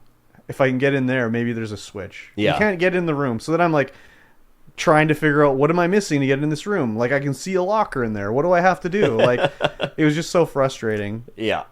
And then later you find out, like, oh, there's a combat knife that lets you cut a rope. Like, why didn't they just say that? Because it pops up for other things. I know. Every other thing that you need the combat knife for, it pops up. So then again, maybe it's not that. I don't know. Yeah, because there's the combat knife, there's the lockpick, and who knows what else there is that you can get to open that up. Just very frustrating. Yeah. It was funny. As soon as I walked up to that sawmill, it's like, there's an optional tomb nearby. And I'm like, great. I searched the entire sawmill. I'm like, where is it? Where is it? Where is it? I can't find it. Yeah. I'm like, oh, well, I don't know where it is. So I go a little bit north, and I'm like, there's a giant pit here. Yeah. And there's a big log hanging off of a machine. Yeah, I guess I need to drop this. Yeah, exactly. Yeah, it's anyway, it's a little frustrating sometimes. But I did, like, there's a optional quest there to destroy these towers. Yeah. So you destroy the towers, and then you can go talk to the guy, and he'll be like, oh, whatever. I know you're on our side, so look for other missions. Yep. We'll help you out. Does he gives you the lockpick then? Maybe, I don't remember. I think he gives you the lockpick after you've completed that So then quest. you get the lockpick, and I'm like, oh, fuck, if I go back to the last area, there was like a locked lockpick there, so I gotta go back to that. There's a bunch of that where you'll find you're backtracking because you've got a new tool. Like when I got the rope arrow, I was like, oh, okay, I can go get that thing at the start now. Yeah. So and there are... When we get, like, the last episode when we got to the first camp, I was like, oh, hey, this is our home camp. We can just, save, do our crafting here. I'm like, well, do we have to keep coming back here? Yeah. And it's like, no. There are camps everywhere. Yeah, there's lots of camps. So there's a lot of things in this Soviet installation map that we can do. There's the open area that you're in. There's also a copper mine area. There's the actual installation area up in the north. There's also all the little caves and everything you can go to. Yeah. It's a little bit of a pain when you look on the map. And, I haven't found all the little mini-map things that unlock everything on the map. So I'll look at my map and be like, oh, there's a cave over here that I haven't completed. Because when you complete a cave, it goes... Yeah, it dims. It dims it, right? Much like Skyrim, when it lights it up or whatever. And so I'm like, oh, I never did this one. And I'll go over there and be like, oh, I went in here. Why didn't I finish it? Oh, I can't go any further. Yeah, That's why I didn't you either need the rope arrow to get through or an explosive to blow up the blockage or whatever. Yeah, exactly. Yeah. So that's a bit of a pain, but whatever. Yeah.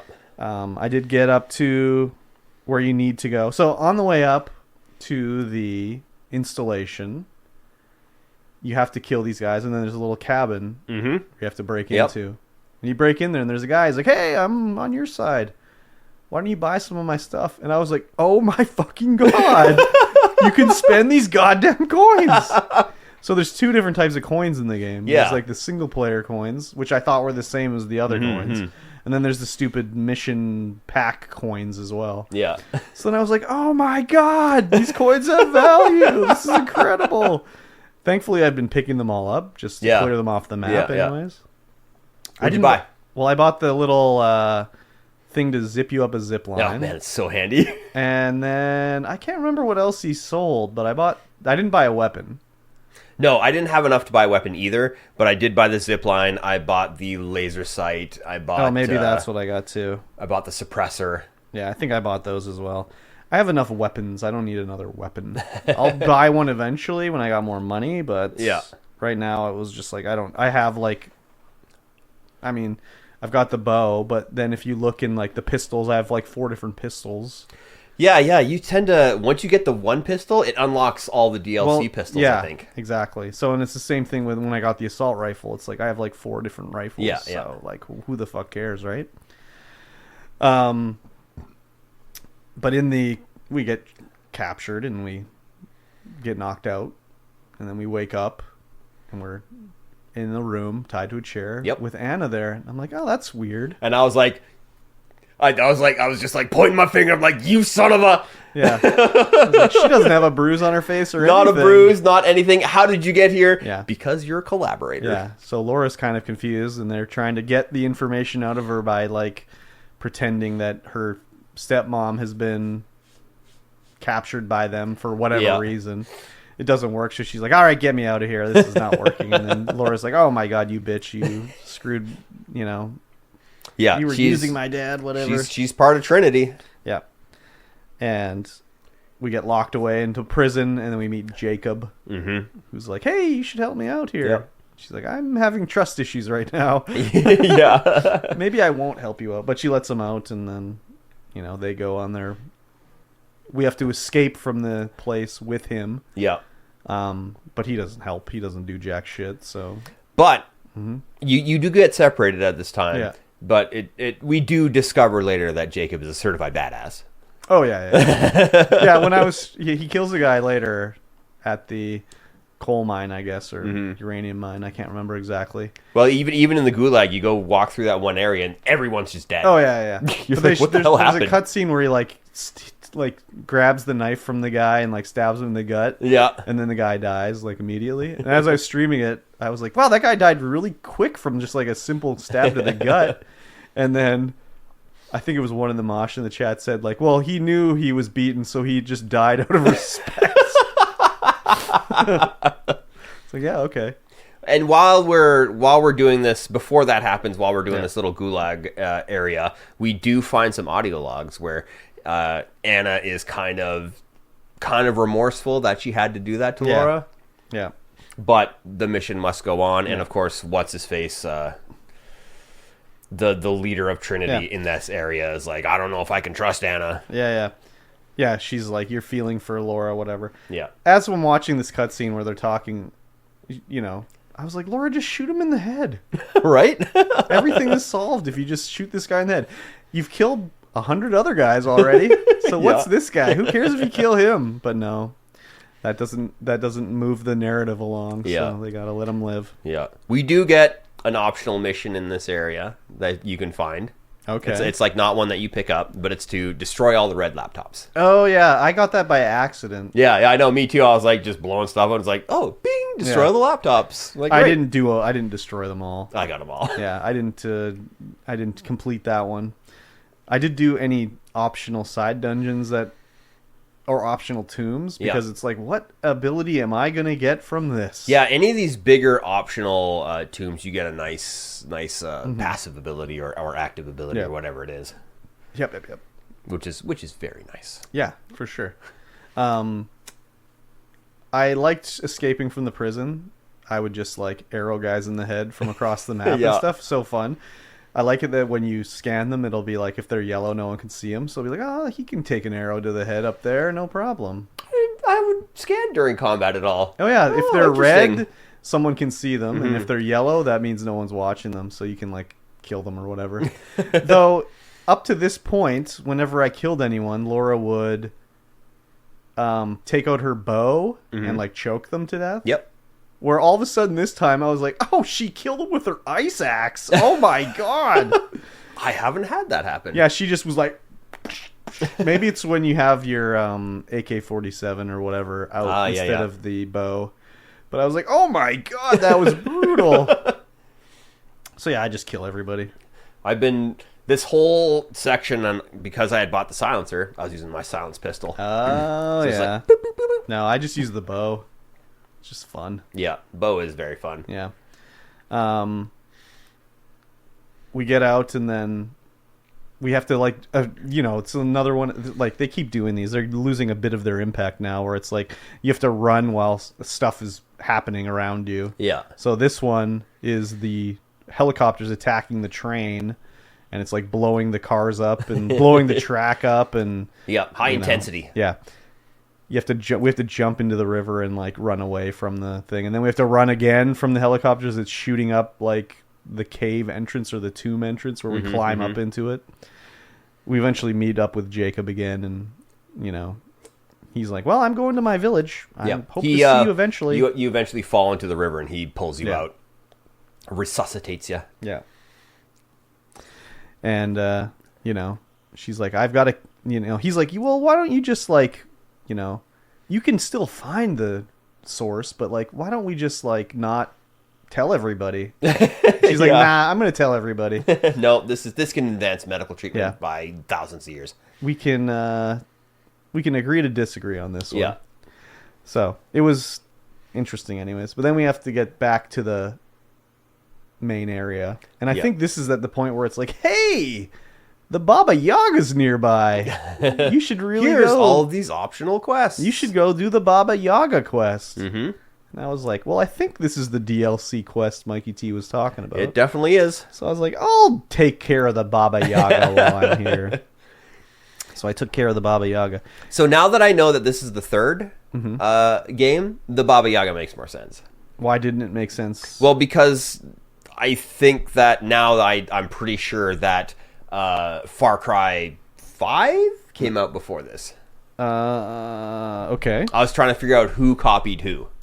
Oh, for what? The drugs? For the drugs and the flowers. Well, I mean, Far Cry 3 came out before Is that Far either Cry? of Was these. it Far Cry 3?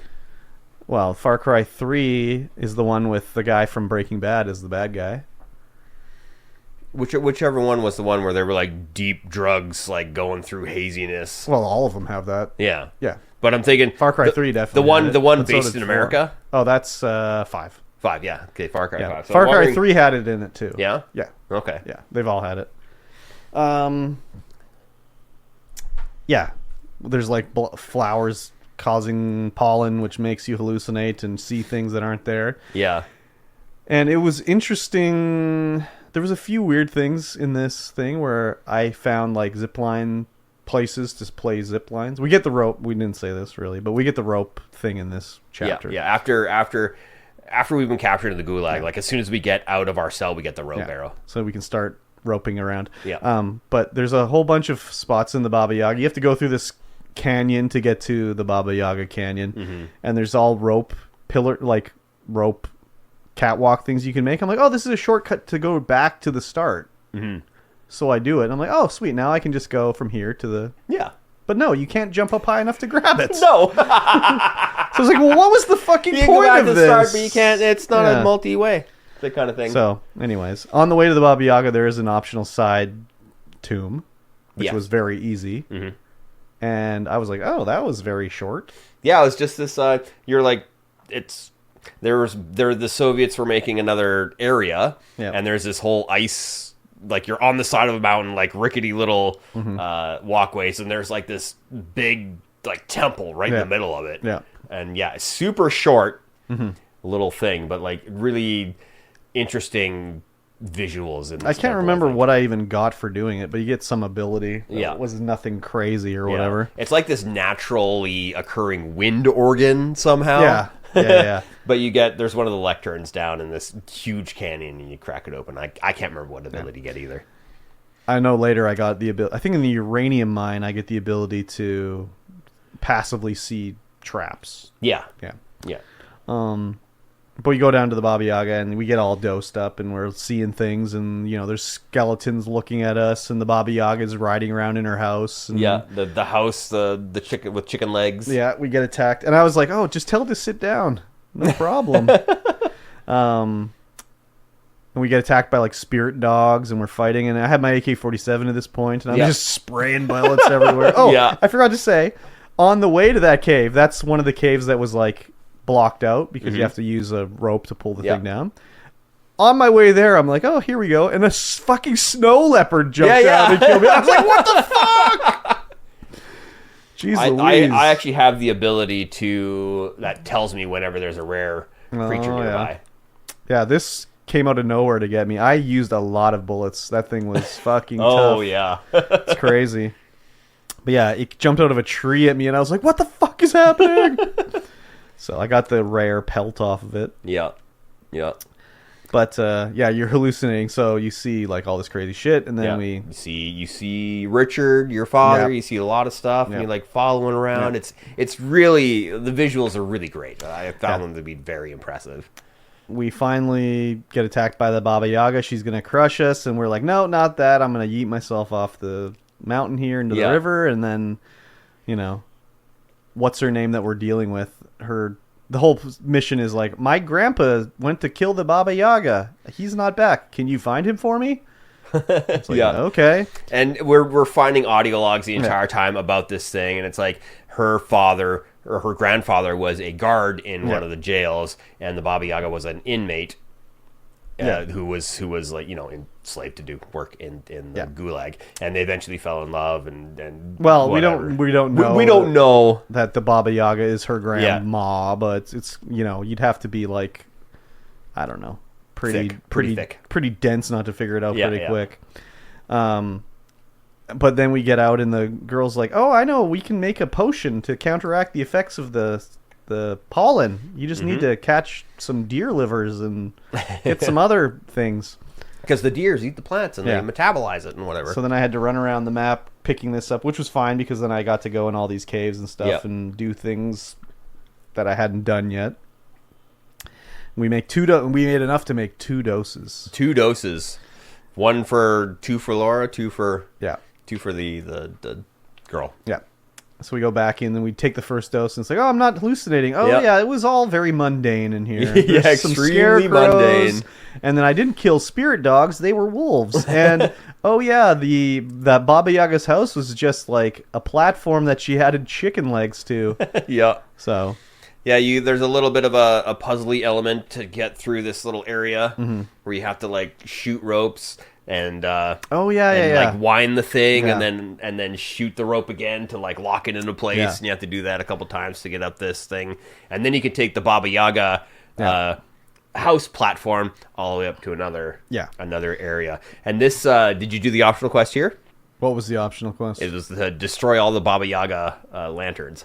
Oh, I didn't even destroy one. Oh, yeah. No, I never got it. Yeah, I saw the first and I was like, oh, that's kind of cool, but I didn't aim at it Yeah. and it didn't do anything. But then I kept seeing them all the way up on the ride up. Oh, yeah. So I was like, oh, okay. And then I destroyed one. And I was like, bing! Oh, Destroy okay. all the lanterns. Okay. No, it's something to go back for anyways. Yeah. But when we get up there, it's basically like, well, she's in there, so go get her. Yep, go take your second dose and go get her. And they knocked the dose out of my hand, I think. Yes, they did. I can't drink it. Can't Oh, no, drink I've it. been dosed. The Baba Yaga's coming to get me. This was a long fight. It's Oh, my God. Yeah, it's pretty long. She's in a barrel. Yeah. Like flying around in like a jetpack and throwing things at you, and she's got all these guards that are under her control blasting you with like bows, and you have to essentially, and she's brewing the hallucinogen all throughout this area, and so what you have to do is you have to like use your rope arrow because she's got a rope target on her barrel. Of course. Bring her over to attach her to a windy thing, wind that up, get her close, and then open up the gas brewing chamber or vat, whatever. and that hits her. It explodes and burns Yeah. her. But Or it's- maybe it doesn't do that. I don't know. This reminded me of the final fight in Control, where you have to go platform all the way up and keep circling up and blowing things up. But she took 5 hits. Like you had to do it I know. 5 After times. the third one, I was like, okay, I beat her now. And then I was like, Yeah. wait, this is not proper video game tropes. I know, right? And all the things that are happening inside, I'm like, how is this a thing? Like, there's all these like floating islands like running around the center, and you have to like jump on them and get her to go around the You're different areas. hallucinating. 'Cause you're Afterwards, you hallucinating see like it's crazy. just like a regular platform. Yeah. Once riding the around on. hallucinations wear off and you go in there again, you're like, oh, okay, that makes sense now. It was really interesting. Yeah. We don't kill her, No. but she's like a crazy woman Yeah. with her crazy husband and her crazy granddaughter. Yeah. And they're going to be together in craziness. Yes. But you get the Wraith skin and a new bow for doing it, which was cool. I got an achievement for wearing it because I was like, oh, what is this ability that it gives? And I was like, I don't give a fuck about the ability. It looks cool as hell. I'm just going to wear this thing here anyways. I didn't use the outfit.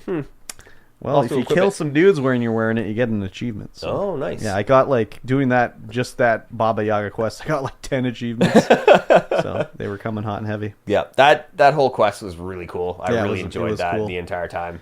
There's still lots for me to do in that area too, because I didn't get all the documents and everything. So more to find. Yep. And then we got to go, after that, it's time to go up the copper mine. Yep. And then down into the copper mine, which is where the next chapter starts. And this area, the copper mine area, I'm like, oh my god, how do I get this? How do I get this? Yeah. Oh my god, how am I going to 100% this area before I leave it? Yeah. Well, I mean, you can always come back. So Yeah, definitely going to have to come back, because even in the first area, I had to go back and 100% that. Yeah, it's very weird. I would not have designed my mine quite like they did, but whatever. That's a No, video not even game close. mine, so like I would probably had less verticality. But Yep. anyways, Yeah, there was a lot of rope swinging and doing stuff. And this is where that uranium mine side tomb is. that uranium mine pissed me off a little bit because I worked my way all the way through it, and I got to the end where I could see the lectern, right? Mm-hmm.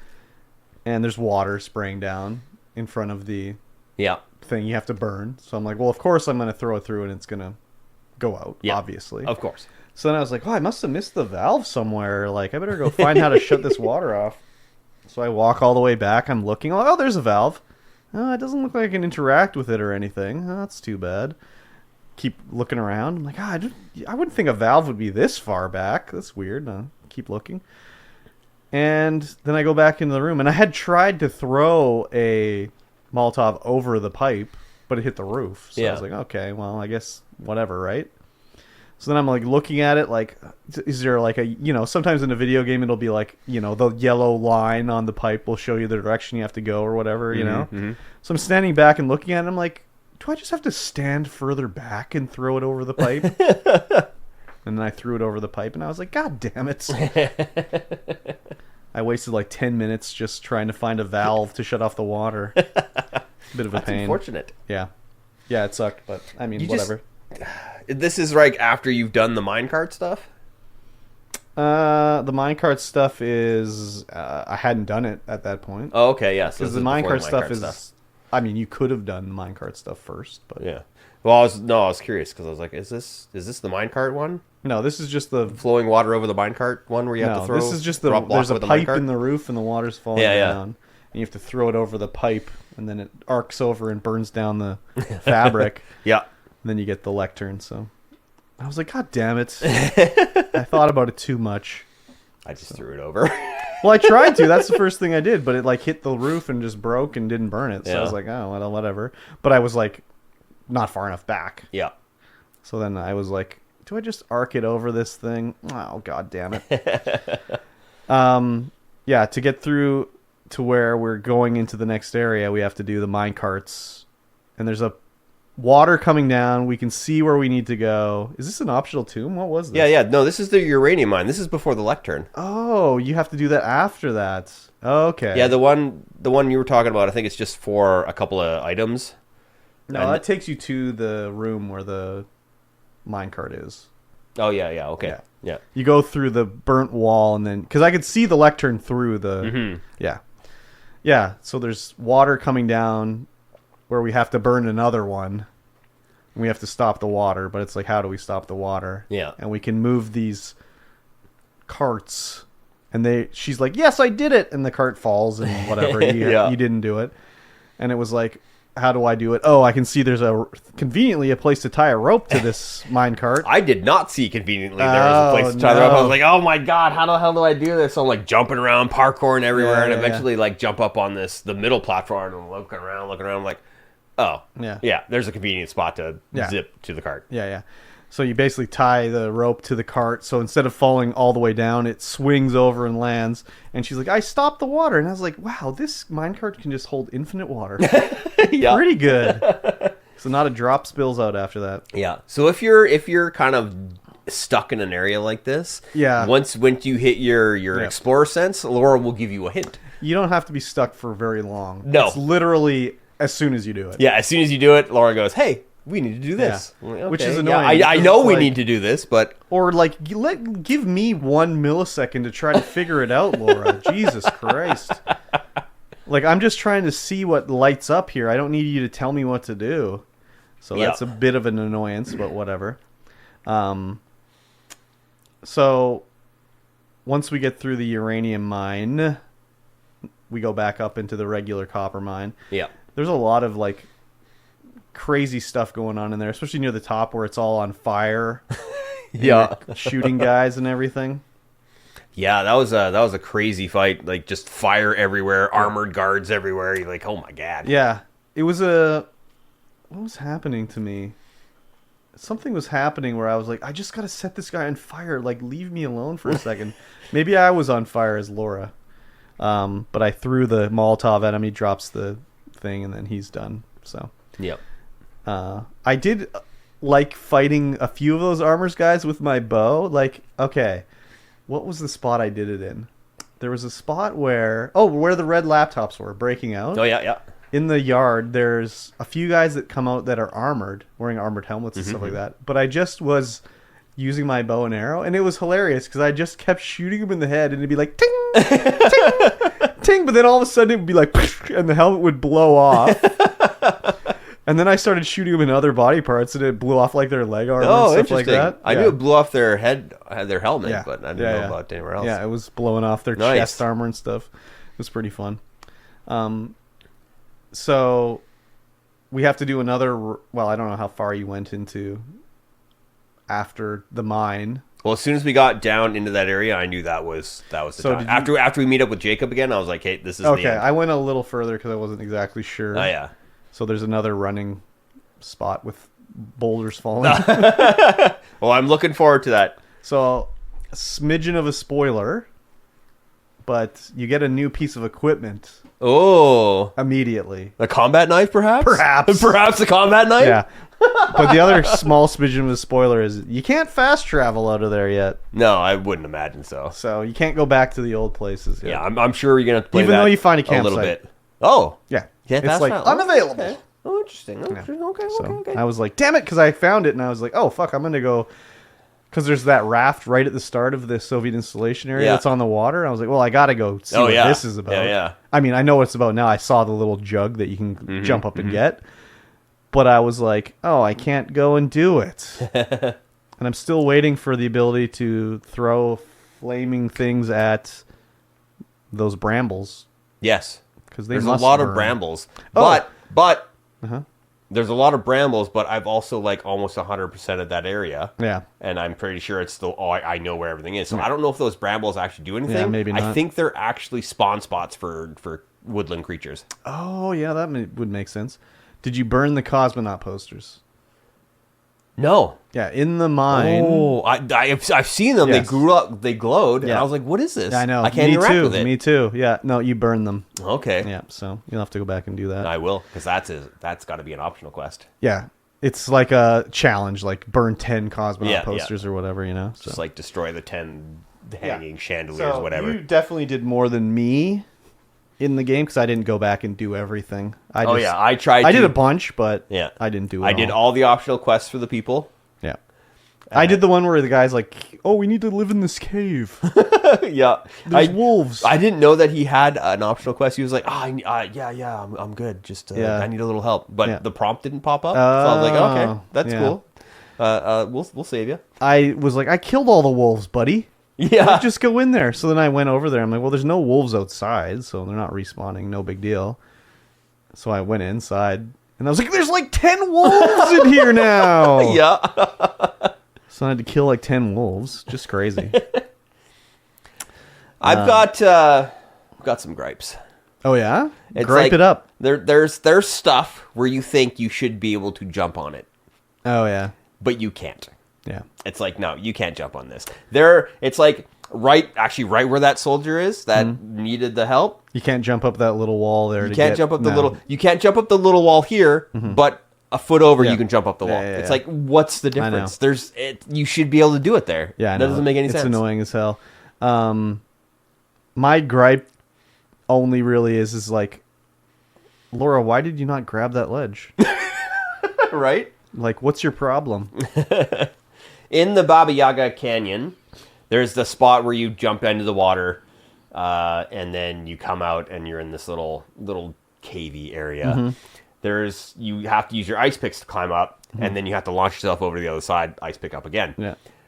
But it took me forever to jump from that side to that side. I would like jump over, but it would like not go far enough. Oh yeah. I'm like, what the hell is going on? So I like, maybe I'm not far enough over. So I'd get up there, climb over, ice pick my way over, and then try and get all the way to the edge of the ice field, but then it would just fall off. Like, not even close to the edge of the ice fields. What is happening? Why can I not make this jump? Is this not the right jump? Yeah. And I'm looking around like, it's the only jump. Yeah. And eventually it worked. I'm like, why did that work now? Yeah. It's just annoying that way. There was, like, I died near the top of the iron, or the copper mine, because there's 2 directions you can go to get to where you need to go. You can go straight ahead, and there's, like, just a beam you walk on, and then you can jump over to like swinging thing, and then you land on a deck, and then you take the little string across, and then it's where the fire starts right there, right? Or you can go on the right a bit more. There, you can jump across to a platform, jump up, climb on like the beams, wiggle around, and then you come up above and you drop down onto the platform. Yeah.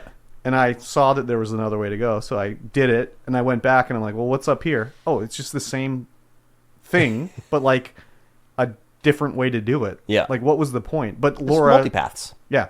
But Laura couldn't do the jump. So I'm, like, at the top of the copper mine, like, here we go. and she just won't grab it. Yeah. She falls to her death. It's like, oh my god. There are some spots where they want you to do it a certain way. Because there are some... Frank, stop it. Frank's scratching at the door.